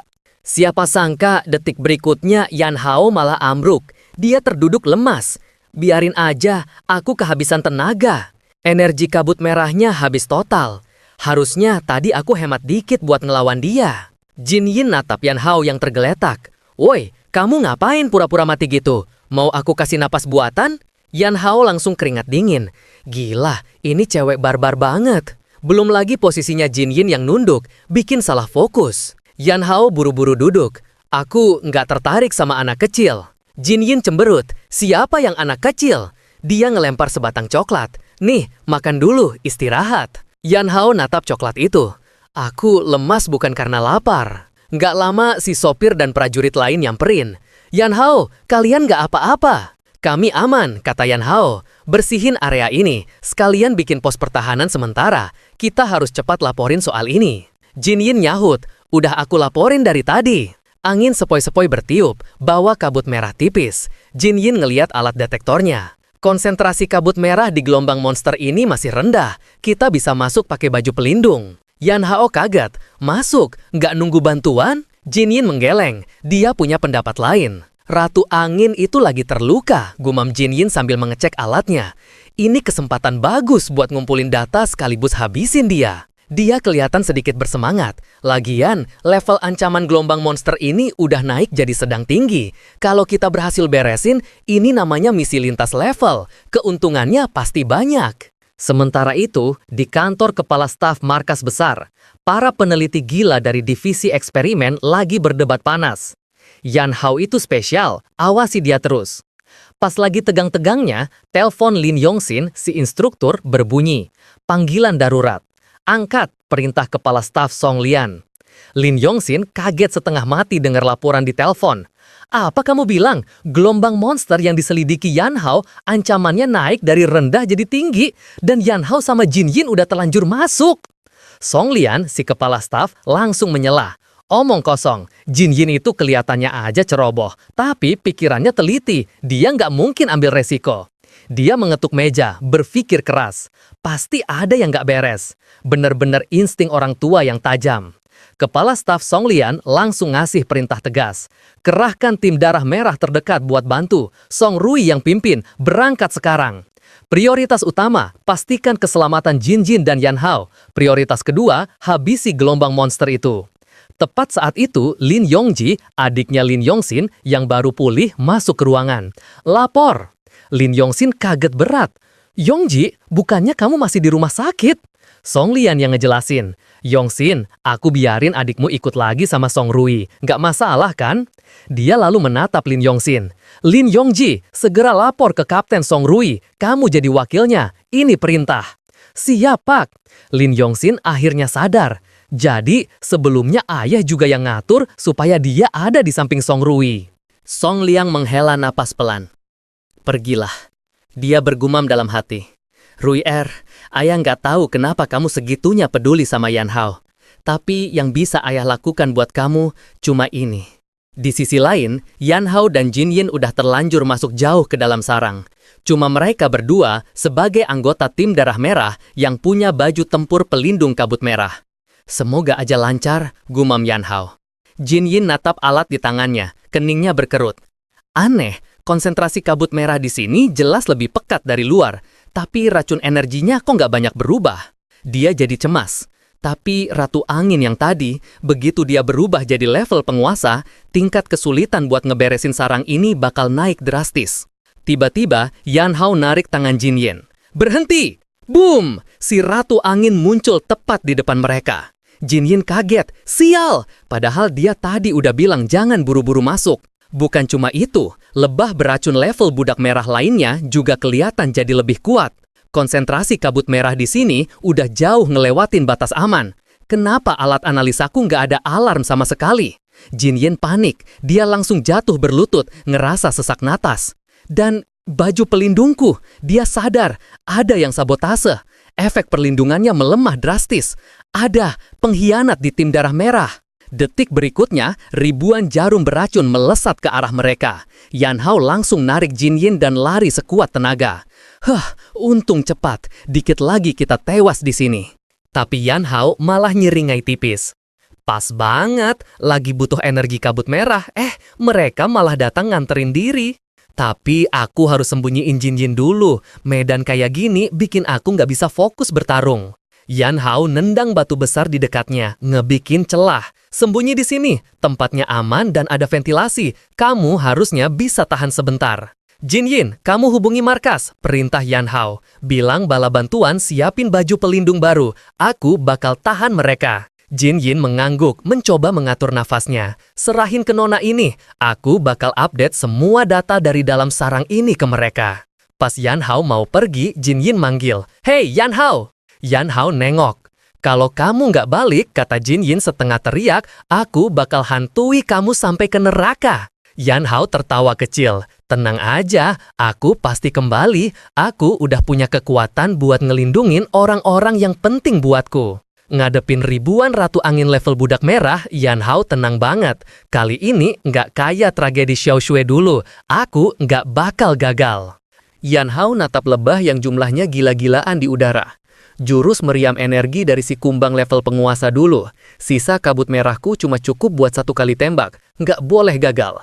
Dia memfokuskan pikiran. Kumpulin, padatkan, ledakan bintang merah. Duar! Asapnya hilang. Yan Hao nggak yakin serangannya berhasil. Dia terbatuk. Kabut merah? Seriusan? Bercanda ini? Dia ngeliat ke atas. Gerombolan lebah itu kok kayaknya malah makin banyak dan makin kuat. Di tempat persembunyiannya, Jin Yin emang tipe orang yang gerak cepat. Dia langsung ngebongkar alat analisanya. Bener kan? Ada yang ngotak-ngatik. Beres! Dia ngerakitnya lagi. Sekarang harusnya udah normal. Detik berikutnya, alat itu langsung bunyi nyaring luar biasa. Bip, bip, bip, bahaya, bahaya, konsentrasi kabut merah melebihi batas. Jin Yin shock, angkanya kok setinggi ini, udah 2 kali lipat dari batas peringatan. Duar! Suara ledakan Yan Hao tadi. Jin Yin hampir mental, dia nggak tahu ledakan apa itu. Gawat, ledakan itu malah bikin kabut merahnya makin kacau. Benar aja, dengan nyerap kabut merah konsentrasi tinggi itu, gerombolan lebah tadi berevolusi cepat. Bahkan yang level budak merah paling rendah, ikutan naik jadi level anjing pemburu. Dikeroyok sebanyak itu, Yan Hao cuma bisa menghindar terus-terusan. Dia mulai panik. Sial, kenapa makin dilawan makin banyak dan makin kuat? Buk, dia kena sabet 1 lebah. Biar ada kabut merah di sekitar, kecepatan nyerapku tetap kalah cepat sama tenagaku yang terkuras. Gini terus, aku bisa mati kehabisan bensin. Jin Yin di persembunyiannya khawatir banget. Yan Hao bisa tahan nggak ya? Tiba-tiba dia melihat sesuatu. Tunggu, lehernya. Itu tanda-tanda erosi kabut merah. Baju pelindungnya pasti udah disabotase juga. Sementara itu, alat detektornya masih bunyi terus. Angkanya makin naik. Jin Yin panik. Dia bakal hilang kendali.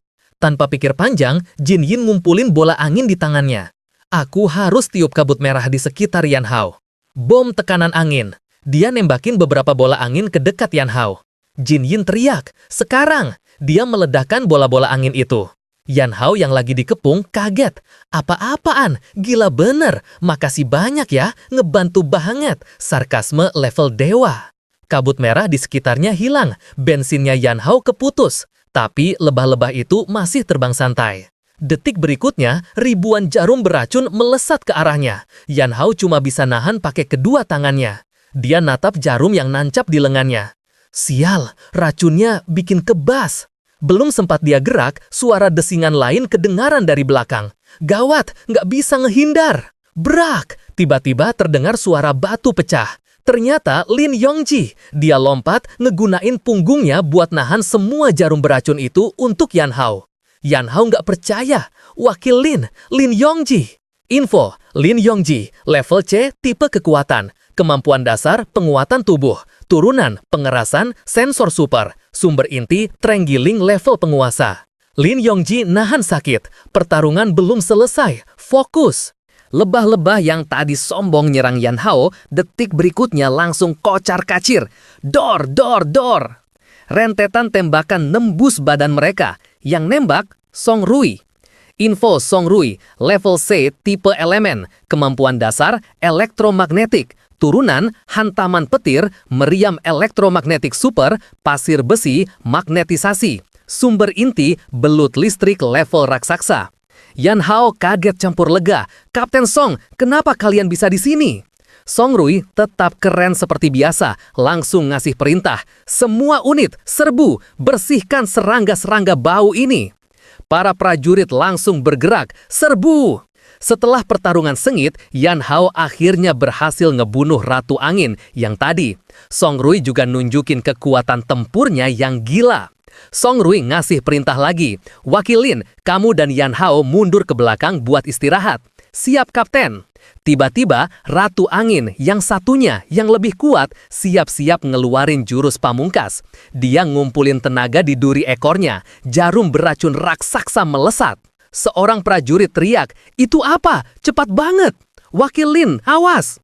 Tapi Song Rui tenang aja, dia udah ngarahin senapan sniper elektromagnetiknya. Jangan nengok belakang, lari terus. Benar kan? Level penguasa, waktunya pakai jurus itu. Pemusnahan elektromagnetik, seberkas petir ungu melesat. Medan listrik tegangan tinggi itu langsung ngancurin dan ngelumpuhin semua materi di jalurnya. Jarum beracun raksasa tadi hancur berkeping-keping. Serangan Song Rui kena telak di Ratu Angin. Para prajurit heboh, lihat serangan kapten kena sesuatu. Tunggu, ukurannya. Itu Ratu Angin level penguasa yang ada di laporan Jin Yin. Ada yang teriak lagi, dia mau kabur. Song Rui menjawab tenang. Dia udah kena efek lumpuhku, gak bakal bisa lari jauh. Habisi sisa lebah di sekitar, utamakan penyelamatan. Siap, laksanakan. Yan Hao nonton itu semua dengan takjub. Gila, Song Rui sekuat ini. Lin Yongji yang ada di sebelahnya ngejelasin. Waktu di kota Cisi dulu, Kapten Song nggak bawa perlengkapan tempur utamanya. Baju tempur pelindung aja nggak dipakai, makanya dia nggak bisa pakai kekuatan penuh. Song Rui nyamperin Yan Hao. Jin Yin di mana? Yan Hao nunjuk ke satu arah. Di sana. Suara Jin Yin kedengaran dari jauh. Song Rui, sialan, kalau kamu telat 10 menit lagi, kamu cuma bakal nemuin mayatku. Song Rui nyeringai.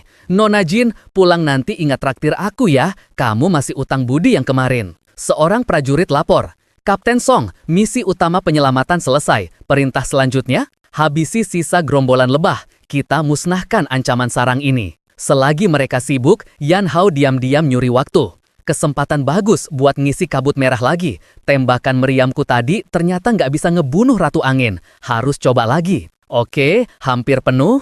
Tiba-tiba, duar! Terdengar ledakan lagi. Semua orang nengok ke satu arah. Ratu Angin yang tadi kena tembak Song Rui sekarang lagi nyedot semua kabut merah dari seluruh sarang. Jin Yin shock. Dia mau evolusi lagi. Nggak mungkin. Bukannya dia baru aja naik ke level penguasa. Detektornya Jin Yin bunyi gila-gilaan. Bahaya, bahaya. Level kabut merah mendekati level 4. Jin Yin panik. Ini kabut merah dari mana? Jangan-jangan level sarang ini sebenarnya tinggi? Ratu Angin itu mengaum. Seorang prajurit lapor. Kapten, sejumlah besar gerombolan level anjing pempuru muncul dari belakang. Yan Hao maju. Kalian urus gerombolan itu. Aku punya cara buat ngadepin Ratu Angin. Song Rui percaya padanya. Semua dengar, serang gerombolan lebah, lindungi Yan Hao. Siap. Yan Hao langsung nyerang Ratu Angin itu.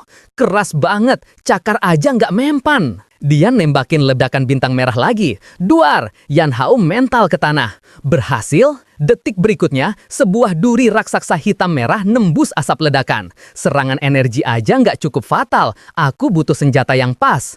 Yan Hao ngelirik duri yang nyerang dia tadi. Duri Ratu Angin? Boleh juga. Bahannya ada di tempat. Lebih banyak duri melesat ke arahnya. Yan Hao menghindar sambil lari ke arah duri yang nancap di tanah. Dia megang duri itu. Tuangkan semua sisa kabut merahku ke sini. Kamu udah ngasih aku senjata. Sekarang terima hadiah balasan dariku. Tebasan kabut merah. Yan Hao menebas ratu angin itu. Badannya terbelah jadi dua. Brak! Monster itu jatuh. Yan Hao ngos-ngosan berat. Sebuah inti monster merah menyala keluar. Itu inti monster level penguasa. Mantap, aku ambil. Yan Hao langsung nyerap inti itu. Tapi gila, energinya kuat banget. Kristal inti di dadanya langsung penuh. Yan Hao menjerit. Sial, nggak kuat, mau meledak. Di sisi lain, meriam elektromagnetik Song Rui masih nembak-nembak. Kapten, gerombolan lebah sudah bersih. Tapi Jin Yin ngerasa aneh. Kok tiba-tiba mereka jadi lemah banget ya? Song Rui langsung punya firasat buruk. Cepat, bantu Yan Hao. Song Rui lari dan nemuin Yan Hao udah tergeletak pingsan. Di sebelahnya ada duri raksasa. Hati Song Rui mencelos. Yan Hao! Jin Yin lagi meriksa kondisi Yan Hao. Detak jantungnya terlalu cepat, sinyal sarafnya kacau banget. Dia natap Yan Hao yang kelihatan kesakitan. Dia nyerap kabut merah kebanyakan. Dia bisa hilang akal. Song Rui cemas. Lin Yongji, pakai kapsul medis portable, putuskan transmisi sarasnya. Nggak ada pilihan, mereka terpaksa bikin kamp darurat. Prajurit sopir tadi nanya, Wakil Lin, Kak Yan dia kenapa? Nggak apa-apa kan? Stabil untuk sementara, kata Lin Yongji. Dia natap Jin Yin. Jin Yin, kamu ahlinya teknis. Pengaturan parameter dan monitor kapsul medis aku serahin ke kamu. Nggak masalah, tenang aja. Kapsul medis diaktifkan. Obat bius mulai disuntikan ke Yan Hao. Jin Yin atap Song Rui. Ini cuma sementara, Kapten. Kita harus cepat balik ke markas besar buat pengobatan. Aku tahu. Yang mereka nggak tahu, di dalam pikiran Yan Hao lagi terjadi pertarungan hebat. Sisi gelap Yan Hao ngangkat dia. Serahin tubuhmu, terima transformasi ini. Yan Hao teringat orang tuanya, teringat adiknya. Maaf, ayah, ibu, Xiaoshu, semuanya udah berakhir. Dia ngerasa bakal mati. Sisi gelapnya terlalu kuat. Tiba-tiba, Yan Hao kayak ngeliat bayangan orang tuanya. Hidup nak, kamu harus hidup. Lalu suara adiknya. Janji sama aku, kakak harus kembali dengan selamat. Benar, Xiaoshu masih nunggu aku. Suara-suara dari luar mulai masuk ke pikirannya. Suara Lin Yongji. Pertarungan belum selesai, fokus. Suara si sopir. Kak Yan, kamu pasti bisa. Suara Jin Yin. Nona ini nggak ngizinin kamu nyerah gitu aja. Semua orang nungguin aku, batin Yan Hao, yang masih bertarung di alam bawah sadarnya. Aku harus nemuin Xiaoshu. Aku harus ngelindungin semua orang yang penting buatku. Aku nggak boleh tumbang di sini. Dan bener aja, dengan tekadnya yang super kuat, Yan Hao berhasil ngelawan balik sisi gelapnya yang udah berubah jadi monster. Rantai-rantai nggak terhitung jumlahnya, langsung ngunci sisi gelap itu. Yan Hao nunjuk ke kegelapan itu. Ini bukan cuma tanggung jawabku, tapi tanggung jawabmu juga. Yan Hao natap kristal inti merah di dadanya, napasnya ngos-ngosan. Harga, jadi ini harga buat jadi kuat. Setiap kali nerobos batas, rasanya kayak dansa di pinggir jurang. Di dunia nyata, tim Song Rui lagi dalam perjalanan balik. Sialnya, mereka kejebak badai pasir yang parah banget. Kapten Song, badannya kegedean, nggak kelihatan jalan, teriak si prajurit sopir. Terus jalan, bahaya. Dia ngelihat petanya. 3 kilometer di depan ada reruntuhan kota tua, kita kesana aja buat neduh. Song Rui noleh ke belakang. Jin Yin, gimana kondisi Yan Hao sekarang? Jin Yin yang lagi fokus monitor kapsul medis ngegeleng. Tanda vitalnya sih stabil, tapi kesadarannya belum balik. Dia sendiri bingung. Song Rui ngasih perintah tegas. Lin Yongzi, arahkan ke reruntuhan, suruh mobil belakang ngikut. Rombongan mobil itu cepat-cepat masuk ke reruntuhan. Semua turun, istirahat. Tapi baru aja turun, Song Rui langsung waspada. Dia ngerasa ada yang gak beres. Jin Yin, tempat ini aneh. Cepat pindai stabilitas struktur, konsentrasi kabut merah, sama sinyal panas. Siap. Song Rui nambahin. Lindungi Yan Hao, itu prioritas utama dari markas. Siap. Firasat Song Rui benar. Ada beberapa orang licik lagi ngintip mereka dari kegelapan. Detik berikutnya, hujan panah beracun melesat ke arah mereka. Lin Yongzi refleks ngerasin lengannya buat nahan serangan. Sembunyi. Jin Yin panik ngelihat panah yang berasap itu. Itu racun ratu angin beracun. Song Rui teriak, menyebar. Tapi pas dia lagi sibuk, dia nggak sadar ada bongkahan batu besar jatuh ke arahnya. Song Rui buru-buru menghindar. Duar! Reruntuhan makin parah. Lin Yongzi langsung ngelinduin Jin Yin. Jin Yin, awas batu! Para penyerang itu teriak dari kejauhan, "Jangan sampai lolos, rampas semuanya!" Mereka ngelempar beberapa botol. Prak, gas hijau langsung nyebar. "Apaan nih? Gawat, ini racun monster level penguasa, bikin lumpuh." Para bajingan itu ketawa. Satu orang yang matanya buta sebelah nyerang Song Rui. "Hahaha, cewek manis, serahin barang bagusnya." Song Rui nendang dia, "Pergi sana." Si mata satu mental kebanting keras. Tapi detik berikutnya, sebuah kait besar melesat, nyangkut di kapsul medis Yan Hao. Song Rui juga jatuh. Dia ngerasain kakinya kebas. "Sial, badanku lumpuh." "Kaitnya nyangkut, tarik!" teriak si mata satu. Mereka mati-matian ngelindungin kotak besi itu. Pasti isinya berharga. Jin Yin teriak panik, "Jangan sentuh dia!" Jelep, sebuah panah nancap di paha Jin Yin. Begitu dapat kapsul medis, para perampok itu langsung kabur, nyeret kapsulnya. Jin Yin cuma bisa natap kapsul itu ditarik pergi. "Yan Hao!" Yang mereka nggak tahu, di dalam kapsul itu, Yan Hao lagi ngalamin perubahan aneh. Balik ke reruntuhan, Song Rui nyeret Jin Yin yang terluka ke tempat aman. Tapi pikiran Jin Yin udah kalut, pengen nyelamatin Yan Hao. "Tahan, jangan banyak ngomong dulu," kata Song Rui, nahan kesal. Misi kali ini gagal total. Yan Hao diculik, Jin Yin terluka. Kerak, Song Rui matahin panah di paha Jin Yin, terus ngebebat lukanya. "Sementara gini dulu, jangan gerak." Jin Yin gak bisa nahan. Para perampok itu udah nyiapin jebakan sebelum kita datang. Aneh, kok mereka bisa tahu rute kita? Lin Yongqi datang lapor. "Kapten, area sudah aman. Sebagian besar perampok kabur pas kita lumpuh tadi. Di luar badai pasir parah. Mereka nggak mungkin bawa Yan Hao lewat darat. Pasti mereka ke bawah." Lin Yongqi nunjuk ke lubang. "Kami nemu lubang lift tua. Kayaknya itu jalan masuk ke markas mereka." "Siap-siap," perintah Song Rui. "Kita serbu. Target, rebut kembali Yan Hao. Tim B, tutup jalan keluar dan lindungi Jin Yin. Lin Yongqi dan tim A, ikut aku masuk. Misi ini harus berhasil." "Siap." Tiba-tiba, si prajurit sopir maju. "Kapten Song, izinkan aku ikut." Song Rui natap dia. "Enggak, kamu bukan personel tempur. Situasi di bawah nggak jelas. Kamu jaga Jin Yin di sini." "Tapi, Kak Yan itu temanku. Dia pernah nyelamatin aku. Masa aku diam aja di atas pas dia lagi bahaya?" Song Rui ngeliat kesungguhan prajurit itu. Akhirnya dia luluh. "Oke, tapi jangan jauh-jauh dariku. Jangan bikin repot." "Siap, Kapten." Sementara itu, di markas perampok, gerombolan itu lagi ngelilingin kapsul medis Yan Hao. "Gila, peti mati besi ini berat banget. Isinya apaan sih?" "Bodoh amat, disimpan di mobil lapis baja. Pasti barang bagus." "Minggir!" Seorang perampok berbadan besar ngangkat kapak. Kayaknya dia mau ngebukanya paksa. Terang, suara benturan keras banget. Tapi di kapsul itu, baret aja enggak. Si pemimpin perampok melongo. "Setan, ini benda lebih keras dari berangkas." Linggis, palu godam, semua udah dipakai, tapi kapsul itu tetap nggak gerak. Tiba-tiba, seorang anak muda, rambut kuning, si kuning, nyeletuk, "Aku bisa bukanya, tapi kita harus ke tempat yang lebih bawah lagi." Si pemimpin perampok jelas nggak percaya. "Ngaco kamu, di bawah itu jalan buntu. Terakhir 3 orang ke sana nggak ada yang balik. Tikus aja nggak bisa hidup di bawah." Si kuning nggak terima. "Aku pernah lihat, di sana ada kunci buat ngebuka ini. Berani taruhan nggak?" Si pemimpin nyengkram keras si kuning. "Hah, kamu pikir kamu siapa berani taruhan sama aku? Kalau kebuka, kalian bebasin aku," kata si kuning nekat. "Kalau nggak kebuka, mau kalian bunuh, terserah. Gimana?" "Oke, awas kalau macam-macam, ku bunuh kau," ancam si pemimpin. Di dalam kapsul, Yan Hao mulai sadar.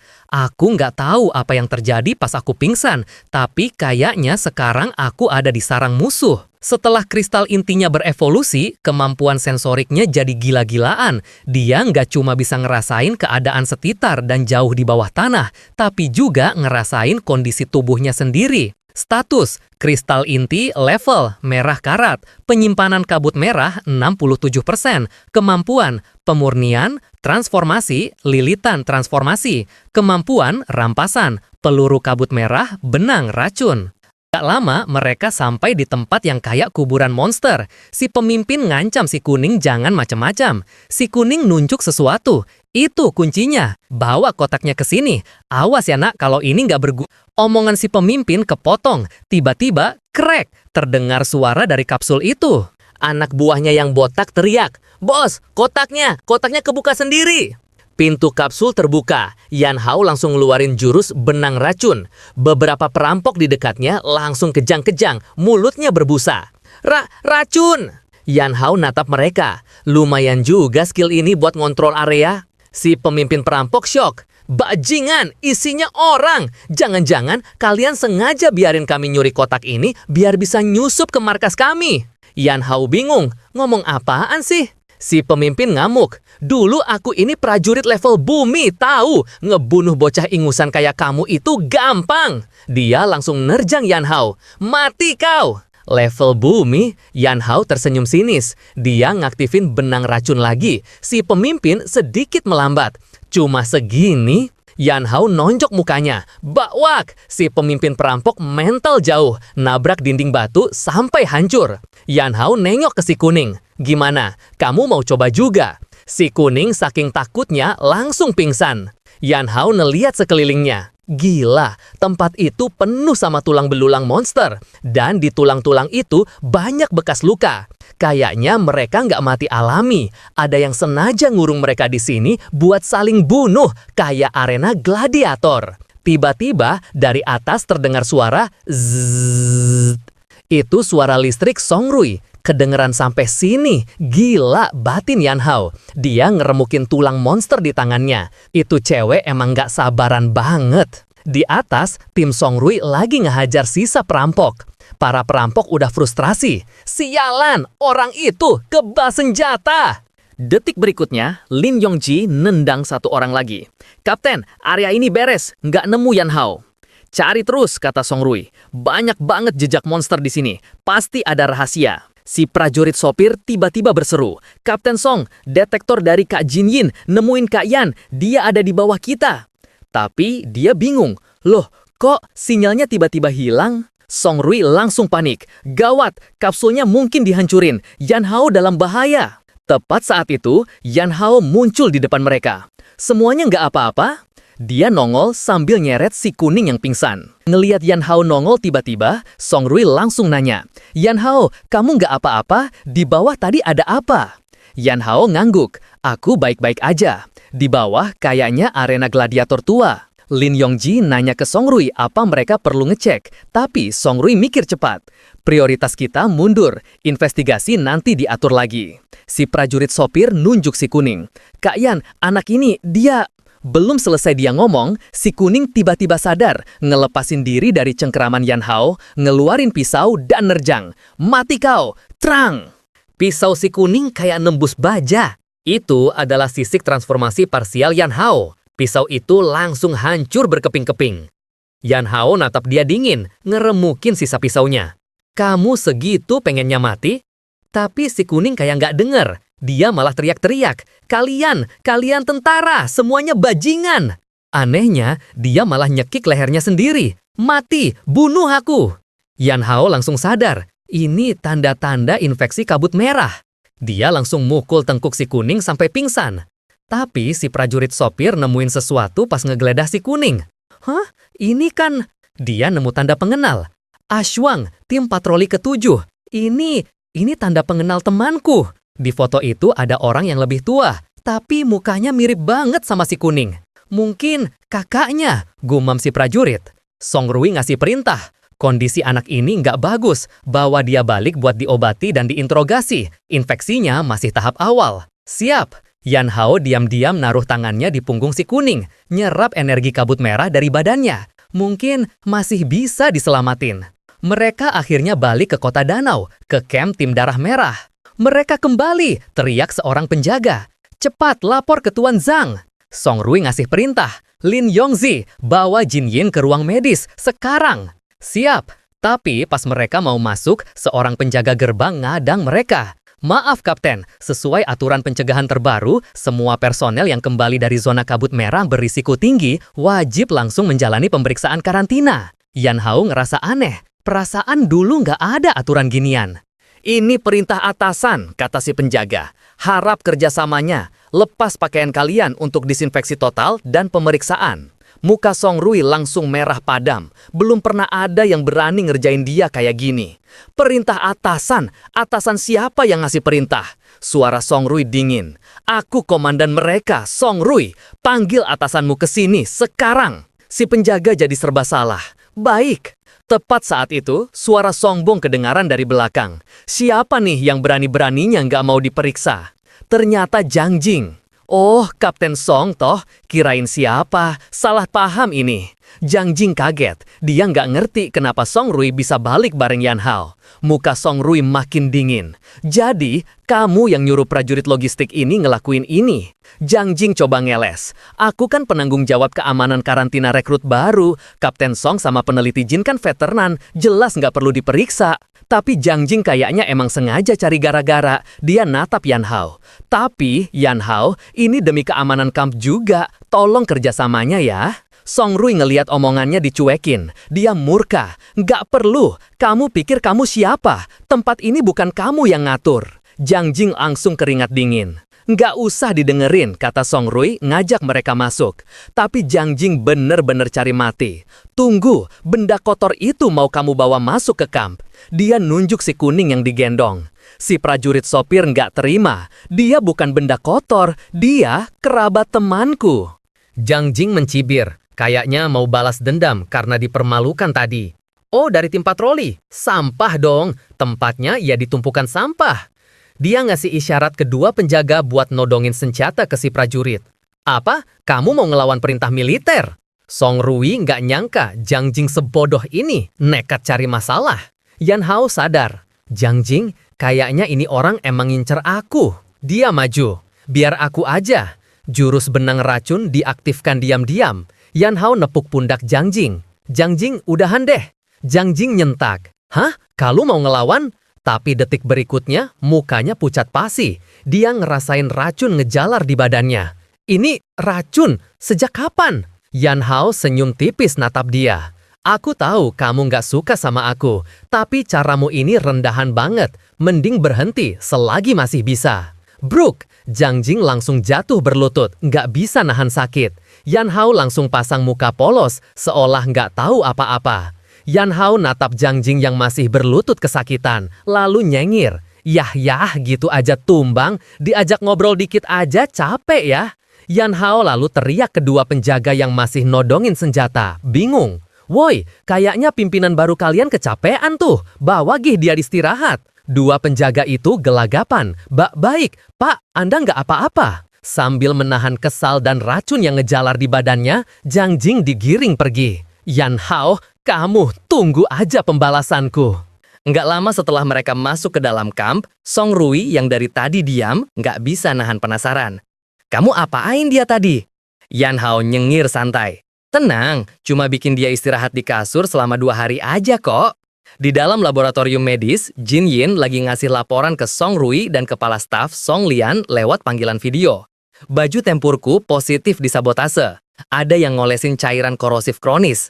Begitu kena kabut merah konsentrasi tinggi, fungsi pelindungnya langsung hilang. Jelas, ada pengkhianat yang nggak mau Jin Yin balik hidup-hidup. Yan Hao, kamu juga target, tambah Jin Yin. Yan Hao yang ada di sana menyela. Kepala staf katanya ke Song Lian di layar. Aku rasa target utama mereka itu aku. Jin Yin cuma kena imbas gara-gara bareng aku. Benar kan?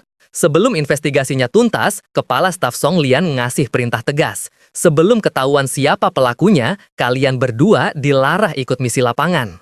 Di layar lain, ayah Jin Yin nyeletuk. Song tua, kayaknya di markas kita ada tikus yang harus dibersihkan. Kamu harus kirim orang paling terpercaya buat ngelindungin putriku dan Yan Hao. Kalau sampai kejadian lagi, kita berdua yang repot. Muka Song Lian mengeras. Aku tahu.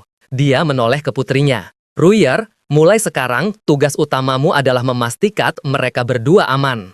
Paham ayah, jawab Song Rui. Beberapa hari berlalu. Yan Hao lagi tiduran di bangku taman, mikirin situasinya. Misi lapangan ditunda. Ada pengkhianat di militer. Masalah sama Jang Jing. Terus si Aswang, kakak dari si kuning Huang Mao itu, habis ini ngapain ya? Tiba-tiba, si prajurit sopir yang ikut misi bareng mereka lari-lari ke arahnya. Kak Yan, Kak Yan! Kenapa? Ada apa? Tanya Yan Hao langsung duduk. Prajurit itu mendekat ke telinga Yan Hao berbisik. Waktu aku meriksa anak itu, si Kuning, aku nemu foto ini. Cewek di foto mirip banget sama adikmu, Kak. Mata Yan Hao langsung membelalak. Dia nyengkeram tangan prajurit itu erat banget. Kamu serius bilang? Prajurit itu langsung teriak. Kak, aduh, tanganku mau patah. Di ruang medis, prajurit sopir tadi nanya ke dokter yang jaga si Kuning Huang Mao. Dok, gimana kondisinya? Dokter itu geleng-geleng kepala, bingung. Stabil, tapi butuh observasi. Aneh banget, waktu dia datang, infeksinya parah banget. Kok tiba-tiba beberapa hari ini mendingan drastis ya? Yan Hao meletakkan tangannya di bahu dokter. Makasih dok, maaf, selanjutnya ini investigasi internal tim darah merah. Boleh kami minta waktu? Dokter itu kaget, kalian mau ngapain dia? Kondisinya ini langka, aku harap kalian nggak. Yan Hao tahu dokter itu salah paham. Ya iyalah aneh, kabut merah di badannya kan aku yang nyedot, batin Yan Hao. Begitu dokter keluar, Yan Hao natap foto di tangannya. Xiao Xue. Si Kuning, Huang Mao, ternyata sadar. Dia langsung mencoba merebut foto itu. Kamu ngapain? Balikin, itu punya abangku. Yan Hao nggak peduli. Dia nunjuk sosok gadis di foto itu. Cewek ini, di mana kamu ketemu dia? Waktu di kamp pengungsian setengah tahun lalu, jawab si Kuning, takut-takut. Dia di mana sekarang? Desak Yan Hao. Si Kuning langsung histeris. Aku nggak tahu. Mereka semua hilang, nggak ada. Dia mulai meracau. Abangku juga hilang. Dia janji nyuruh aku nunggu di kota. Dia janji bakal cepat kembali. Kata-kata si Kuning nusuk Yan Hao, ngingetin dia sama janjinya sendiri ke Xiao Xue. Flashback, aku pasti kembali jemput kamu. Janji? Prajurit sopir itu nyeletuk. Kak Yan, Ashuang itu temanku. Dia ditugasin buat mindahin pengungsi. Tapi di tengah jalan, dia tiba-tiba dapat perintah tugas lain. Habis itu, dia hilang. Yan Hao ngerasa ini janggal. Hilang, kenapa ada tugas lain di tengah misi evakuasi? Aku juga nggak tahu, Kak. Detailnya mungkin harus ngecek arsip misi waktu itu. Yan Hao lalu meletakkan tangannya di bahu si Kuning. Dia nyerap sisa-sisa kabut merah di tubuh anak itu. Prajurit sopir tadi melongo. Kak Yan, kamu barusan ngapain? Yan Hao ngasih isyarat diam. Shh, jangan bilang siapa-siapa. Prajurit itu akhirnya sadar. Pantesan infeksinya tiba-tiba sembuh. Yan Hao natap si Kuning yang masih bingung. Aku bakal bantu kamu cari abangmu, tapi kamu harus kasih tahu aku semua info yang kamu punya soal cewek ini setengah tahun lalu. Mata si Kuning berbinar, gak percaya. Kamu beneran mau bantu cari abangku, cuma kalau aku kasih info soal cewek itu. Kamu bisa coba percaya sama aku, kata Yan Hao. Si Kuning ngerasain badannya lebih ringan. Tadi kamu ngapain badanku? Yan Hao cuma bilang, anggap aja itu bagus buat kita berdua. Oke, setengah tahun lalu. Si Kuning pun mulai cerita panjang lebar. Di kantin kamp, prajurit sopir tadi kelihatan cemas. Kak Yan, kamu beneran mau balik ke kota Cishi? Yan Hao ngangguk mantap. Pasti, Xiao Xue udah hilang setengah tahun lebih. Aku nggak bisa nunggu lagi. Terus, Kapten Song gimana? Dia kan bilang ada pengkhianat yang ngincer kamu. Yan Hao tersenyum tipis. Justru itu, dia ngizinin kamu ikut aku kan, supaya kamu bisa ngelaporin semua gerak-geriku ke dia. Yan Hao natap lurus. Tujuanku dari awal cuma Xiao Xue, nggak ada yang bisa ngehalangin aku. Tiba-tiba, suara Song Rui terdengar tepat di belakang mereka. Siapa juga yang mau ngehalangin kamu? Si prajurit sopir kaget setengah mati. Kak Jin, loh, kakimu udah sembuh. Dia manggil Jin Yin, Kak Jin, yang ternyata datang bareng Song Rui. Jin Yin muter-muter pamer. Iyalah, teknologi medis tim darah merah kan yang terbaik. Song Rui memotong. Kita pindah tempat. Gak enak ngobrol di sini. Di ruang rapat kecil, Yan Hao nanya, kalian tahu dari mana rencanaku? Jin Yin ngeluarin tabletnya. Isinya rekaman CCTV di koridor ruang medis. Si prajurit sopir langsung protes. Kak Jin, jadi selama ini kamu mata-matain aku? Jin Yin nyengir. Kok ngomongnya jahat banget sih? Kakak kan ngelindungin kalian semua. Coba pikir, internal lagi ada masalah. Siapa tahu tiba-tiba kamu dicurik kan bisa aja. Song Rui nyeletuk. Aku yang minta Jin Yin narik rekaman di area itu. Dokter yang tadi keluar langsung lapor ke aku soal kalian. Song Rui natap Yan Hao. Aku nggak akan ngelarang kamu pergi. Malah aku akan bantu kamu. Jin Yin juga ikut semangat. Aku juga, kamu butuh investigasi kan? Aku punya cara khususku sendiri. Si prajurit sopir nggak mau kalah. Kak Yan, aku juga, aku bakal dukung kakak terus. Yan Hao akhirnya menghela napas. Oke, kalau gitu apa rencanamu selanjutnya Yan Hao? Tanya Song Rui. Yan Hao pun ngejelasin rencananya. Narasi beralih ke kota Cishi di sebuah reruntuhan. Seorang informan bertemu penjaga. Kodenya, di mana-mana. Atu ada urusan mendesak mau ketemu Bos Hong. Penjaga itu menghalangi. Bos Hong gak ada waktu. Informan itu mendekat. Ini soal Yan Hao. Dia lagi jalan dari kota danau ke kota Cishi. Penjaga itu kaget. Dia langsung lapor ke Bos Hong lewat radio. Terdengar tawa jahat dari seberang.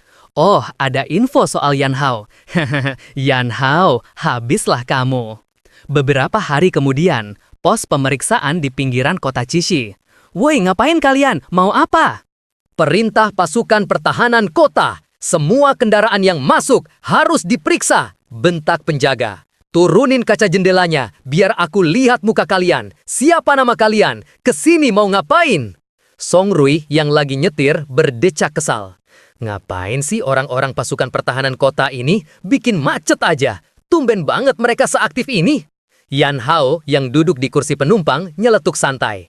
Mobilmu keren juga, ternyata kamu punya hobi kayak gini ya. Song Rui tetap fokus ke depan.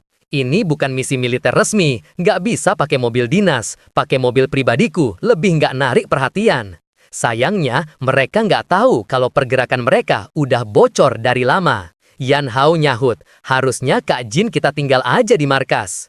Aku udah minta Lin Yongqi buat jagain dia, kata Song Rui. Lagian, Jin Yin bilang dia punya caranya sendiri buat nyelidikin. Cuma dari markas dia bisa akses benda itu. Dia juga bisa bantu kita dari jarak jauh pakai komunikasi militer. Tepat saat itu, kaca jendela mobil mereka digedor-gedor. Buka jendelanya, periksa! Belum sempat Song Rui merespons, tiba-tiba terdengar teriakan panik dari pos jaga. 1 kilometer dari sini ada serangan monster. Itu gerombolan serigala tulang besi. 2 penjaga yang tadi galak ke mereka langsung lari kocar-kacir. Gila, kabur woi! Song Rui mengumpat keras. Bajingan, mereka yang nyuruh orang antre di sini, mereka pula yang kabur duluan. Yan Hao menepuk pundaknya. Biar aku aja. Terima kasih yang udah nonton sampai akhir. Jangan lupa like, komen, dan yang paling penting, subscribe. Aku Benih, pamit mau cabut. Ciao!